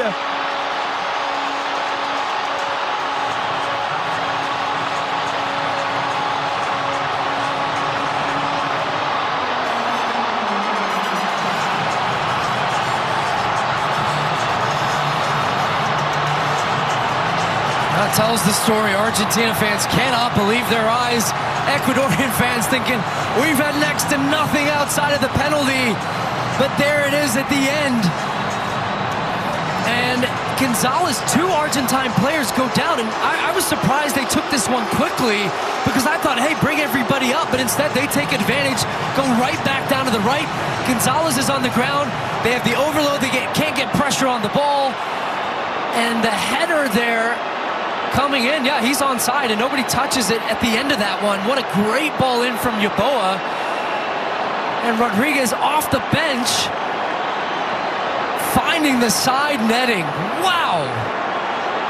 Completely against the run of play. He has one career goal, Kevin Rodriguez. It was a 96th minute winner against Bolivia in a qualifier in October. That would be a 91st minute tying goal if it stands up, because it's still being checked. If they're checking to determine if there's interference with the goalkeeper by the player who was potentially offside at the near side there, that was challenging for it and let it go. I think that's what they're determining or discussing right now. Everybody in the bodies around the referee, because certainly when that first ball came in from Yeboah, I didn't think Rodriguez is definitely not offside, but it's whether they're going to determine potentially interfering. Did the player that was in the offside position have an impact on Martinez's ability to anticipate or make the save? And that's a gray area. That becomes very subjective very quickly. Yeah, very subjective. It's Jordi Caicedo. So that I think this is what they're looking at right here. Not that header. I see nothing wrong there. I didn't see anything wrong on the ball in. But do you see Martinez there? He kind of hesitates just a touch. I don't think he's getting to that anyways. But the argument will be, and this is where it's subjective, is Caicedo being there, does that just make Martinez hesitate about and having to anticipate, does he get a touch on the ball or not? Do I have to go? And then he gets a late jump on the save. Dr. Joe Macth, our former FIFA match commissioner and rules analyst, give us your thoughts. Well, certainly didn't block the goalkeeper's vision, so it's a question of interference or preventing him from play. I don't see it either. I think this goal should stand. And it is this is one of the most difficult calls, I think, for a VAR to make, because it's so subjective. Yeah. Do I think it affected the goalkeeper or not? I know. As we said, you and Dr. Joe talked about it too. We have an extra person in the VAR booth, and CONMEBOL have come out and they've had big mistakes that they've admitted to, but big mistakes in the VAR booth. And remember, this is not clear and obvious. That's in MLS. So here, at this level, we're just trying to be sure, is this a goal or not? But here's what I would like. Goal's been given. Yeah. Okay, I was going to say, I would like the referee to go and look at the monitor, and he's the one that has the final say. But anyways, doesn't matter. The goal has been given. And a sub now for Argentina. And guess who it is? It's Gonzalo Montiel, who had the winning penalty in the shootout of the World Cup final, because we're moments away from a penalty shootout here. Crazy, crazy, crazy. 91st minute, Kevin Rodriguez from John Yeboah. And we should have multiple minutes still to play, but as we've seen, the actual adding on of stoppage time that we've lost has been very inconsistent from referees. So how much time do we have to maybe grab a winner before a penalty shootout? It's headed away by Preciado. Scramble of bodies there. Mena knocks it forward. Yeboah brings it down. Yeboah cuts it in. Mena takes a bump. Mena from the byline has it blocked. And goal kick is the decision on the field. Goodness. Alexis McAllister almost fouling Angel Mena here. And I think it just stops his body just in time where it's not enough contact to send him over. Wow, oh wow, what a finish we are in store for here. Argentina been in control for the better part of an hour from a 35th minute goal. All except the Enter Valencia penalty off the post. And we're moments away from a penalty shootout.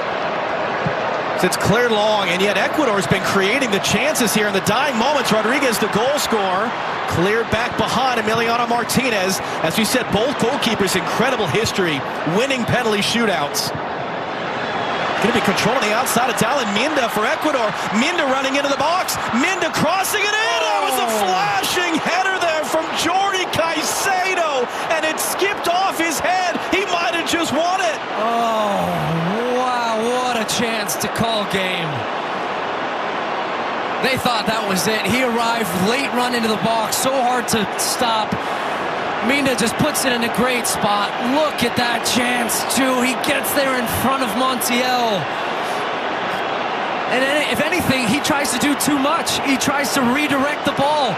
Just meets it right at the timing, the run, everything was great, and that's in the back of the net. Oh my goodness. This is stunning.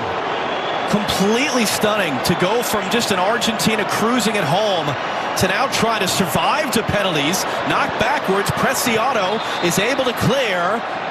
And the whistle goes for an injury. Not the final whistle. As Nico Gonzalez gets back to his feet. And just to make the point, Emiliano Martinez became a star winning penalty shootouts for Argentina. Alexander Dominguez, Ecuador's goalkeeper, he won 3 penalty shootouts last year for LDU Quito, his club team, winning the Copa Sudamericana title. That's a pan-South American championship. He made 5 total saves, including 3 in the final. So both these goalkeepers are incredible. If we even get there, Rodriguez brought that down with his arm, and it's a free kick for Argentina. Who knows how much time is left? This is at the discretion of the referee now. I mean, this crowd of 70,000 in Houston is stunned. People watching all over the continent are stunned. We are going to a penalty shootout in Houston to determine this Copa America quarterfinal. A 91st minute goal from Kevin Rodriguez. Penalty shootout on the way as it finishes in Houston. Argentina won, Ecuador won.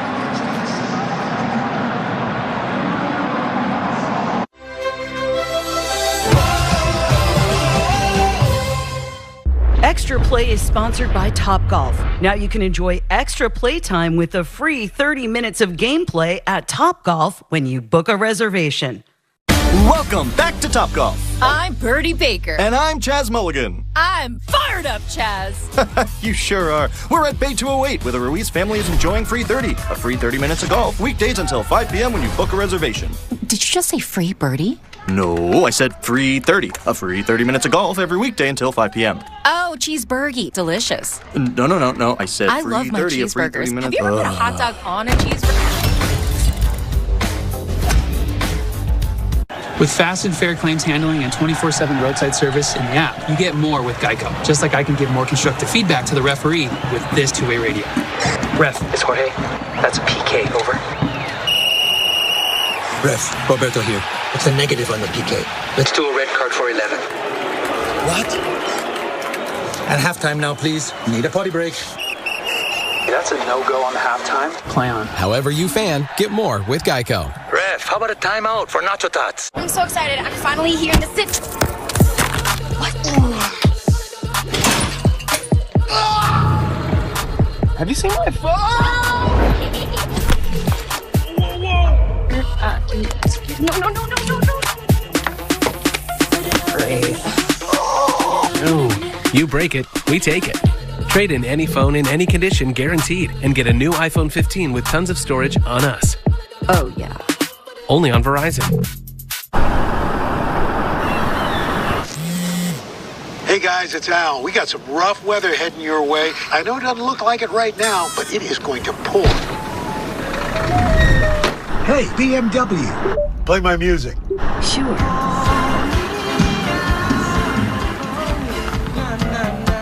Was that Al Roker? There are many ways to spend your summer, but only one will make it ultimate. Can't believe they bought it. The electric BMW summer sales event starts now.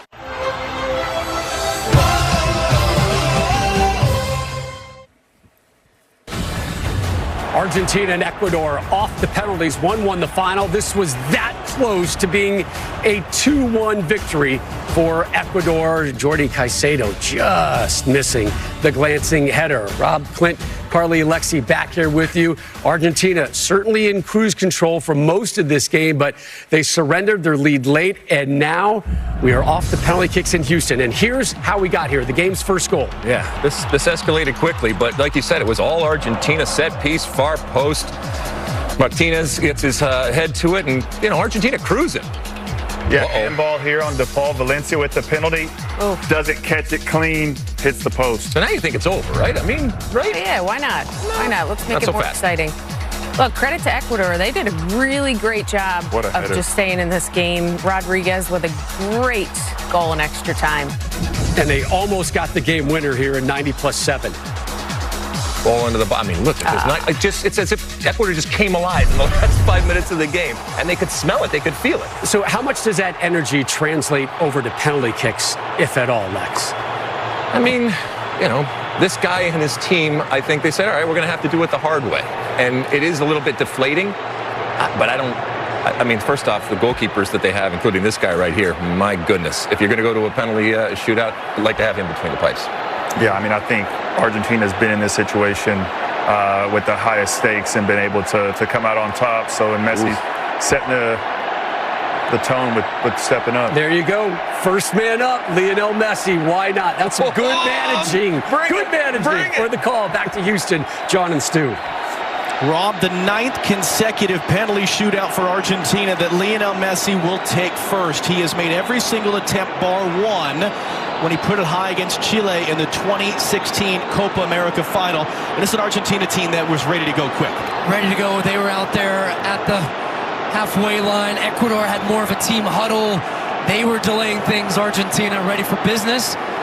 So important, the first kick. That's why Messi goes. You set the tone for the rest of the shootout. Huge moment for Argentina here. Against 37-year-old Alexander Dominguez, who again won 3 penalty shootouts with his club team last year.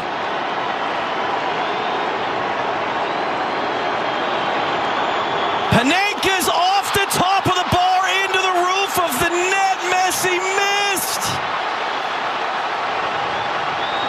Oh my goodness. Talk about setting the tone. And Lionel Messi looks so calm and focused. Had a clear plan of what he wanted to do, which was the Panenka, and he just chipped it too much off the crossbar and over.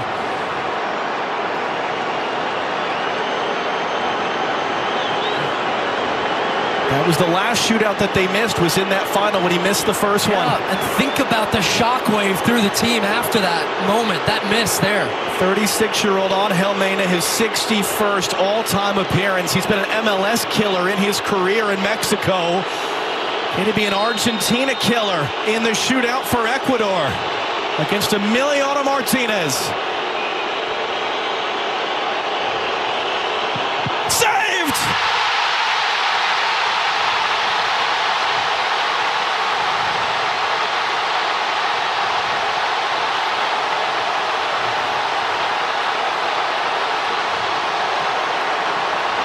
Listen, we talk so often for Lionel Messi and what this team is doing for them, but it always needs players to step up around, and this is why this team has been so successful.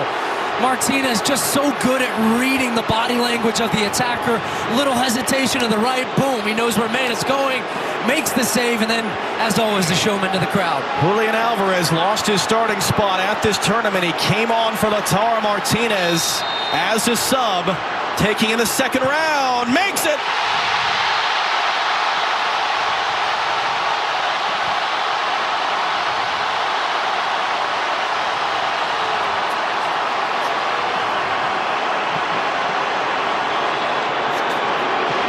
Against a 6'5" goalkeeper, you need every bit of that corner, and it's a great penalty from Julian Alvarez, picking out the top corner. Dominguez went the right way. This is going to be a fun shootout right here. This is back and forth, back and forth. He's made 7 saves now in 4 career shootouts for his country. Alan Minda now, 21 years of age, just his 8th ever game for his country, taking in the second round in front of 70,000 fans in Houston. Saved again!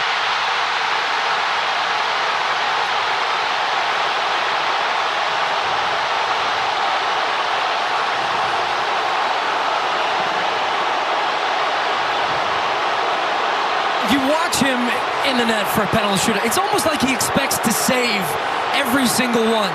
Same thing again. Look at that left hand up above his body. But as Mina had committed to it, he's down, head over the top. Martinez is already there. He saw it. Same thing. He gives the shimmy to the left, saying, I know you're going right. Boom, hand is up. Advantage back to Argentina. As you said, if it's possible to be a World Cup winner and play for Liverpool and be an unsung hero, Alexis McAllister is that man, and he takes now in the 3rd round for Argentina.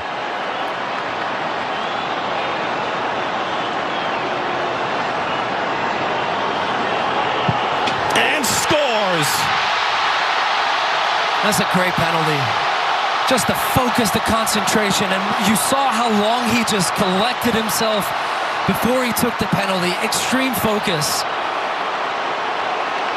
A little bit of a prayer as well from Argentina. Look at that, just across his body into the side netting. Dibu right now is holding the ball. He's whipping up the crowd. Yeah, but this is something he did at the World Cup too. Off the ball, he threw the ball away. Shenanigans is the PC word that I can use. But he saved the first 2. John Yeboah's from Germany, might have been playing for the Germans at the Euros. He switched to Ecuador this year, and he delivers, and boy, did they need him to. They needed to, because Argentina were building that momentum. And Emi Martinez that time actually started far to the right of his goal, was daring him to put it in that corner. Well, Yeboah did. That's a great finish. You see, he quickly shuffled back in there, and he called his bluff. Said, yeah, you know what? I am going to stick it right in that corner. Gonzalo Montiel, as he did in the World Cup final, taking 4th. They only needed 4 kicks in the World Cup final.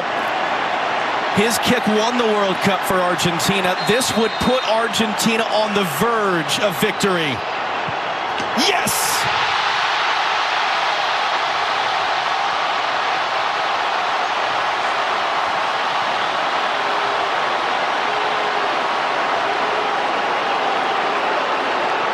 Didn't feel like the cleanest of strikes. No, it certainly wasn't. You saw the chalk coming up from the penalty spot. Kind of hits into the middle of it, but it doesn't matter. All that matters is it hits the back of the net, and he got Dominguez to go the wrong way. Messi with a bit of a chuckle. And look, Martinez did the same thing again. Off your screen right now, he threw the ball away, which is what Caicedo, the man who missed the chance at the very end of the half, had to go get it, now has to reset. Jordi Caicedo could have won this game for Ecuador with that header in the final seconds. He has to make this kick to keep Ecuador in it. If he misses, if Emiliano Martinez saves, Argentina advances.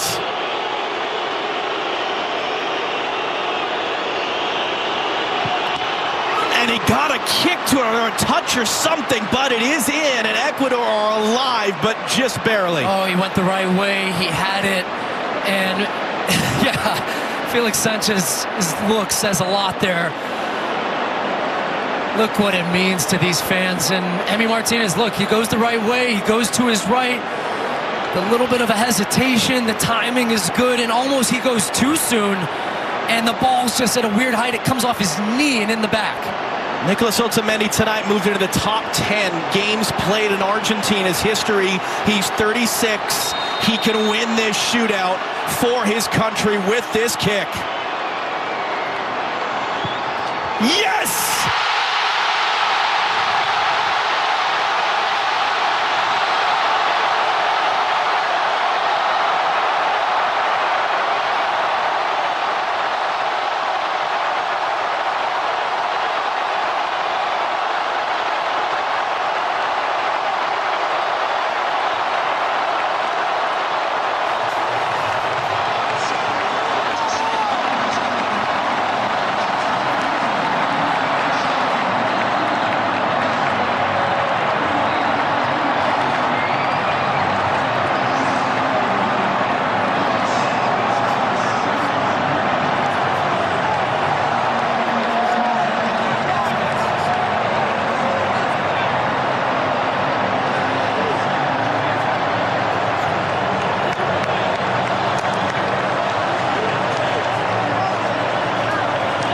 Goodness, do these guys know how to get it done, no matter how.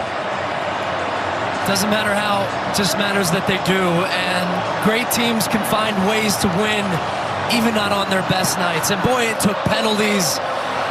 Not the best Argentina performance we've seen through this tournament, but yet under pressure, they've got difference makers. You've got Martinez in the net who saves the first 2 penalties. Messi misses a penalty tonight. Messi has a quiet night. He's coming off of injury. But yet the supporting cast once again is there to pick up their star man.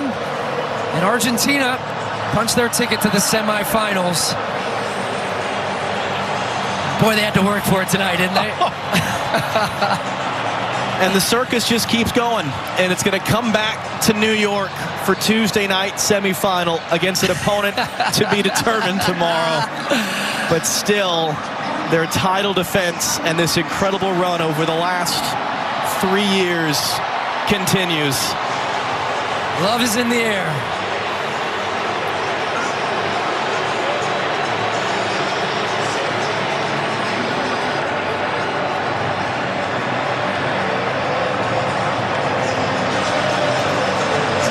But it is heartbreaking, isn't it, for Ecuador? Let's send you back to Rob Stone in Los Angeles as it finishes in Houston. 1-1 through 90 minutes. Argentina advances in the penalty shootout. 5th straight Copa America semifinal appearance for Argentina and their 37th overall, but it was close. By far their stiffest challenge here at Copa America, and it was an off night for Lionel Messi. And this just goes to show you, Clint, this team is more than Messi. Yeah, I mean, the supporting cast came up big. Emi Martinez, again, huge in penalty shootouts. And what great penalties from Argentina in terms of Julian Alvarez put it in the top corner. McAllister, the keeper, was showing him one way and he went the opposite. Yeah, the supporting cast came up big. So you just got to get it done. Get to the next round. They're in the semis, and they're still the team to beat. And this may be a tournament where we see Messi not on the score sheet much, or maybe not even getting a goal. And I think, to your point, Clint, you know, the supporting cast around him, they just always find a way, and there's other players stepping up, but certainly not the best performance. And, you know, next match, they're going to have to play a lot better than that. Yeah, even the greats need a little help once in a while, and there are some incredible players that in those moments when Messi, for example, steps up and misses a penalty, they come to his rescue, and it's sincere in terms, I think, of the way that they want to be there to help him and continue on. And, you know, Emi Martinez, look, he's a jerk, all right?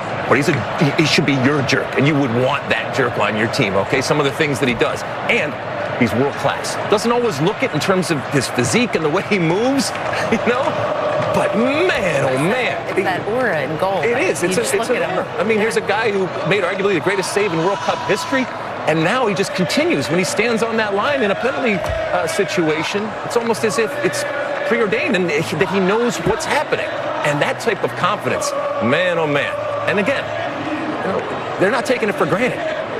They're celebrating and as happy as any of the other wins that they have. And they're going on. It wasn't pretty, but it's okay. These you know, they're not always, they're ugly at times, but it's okay.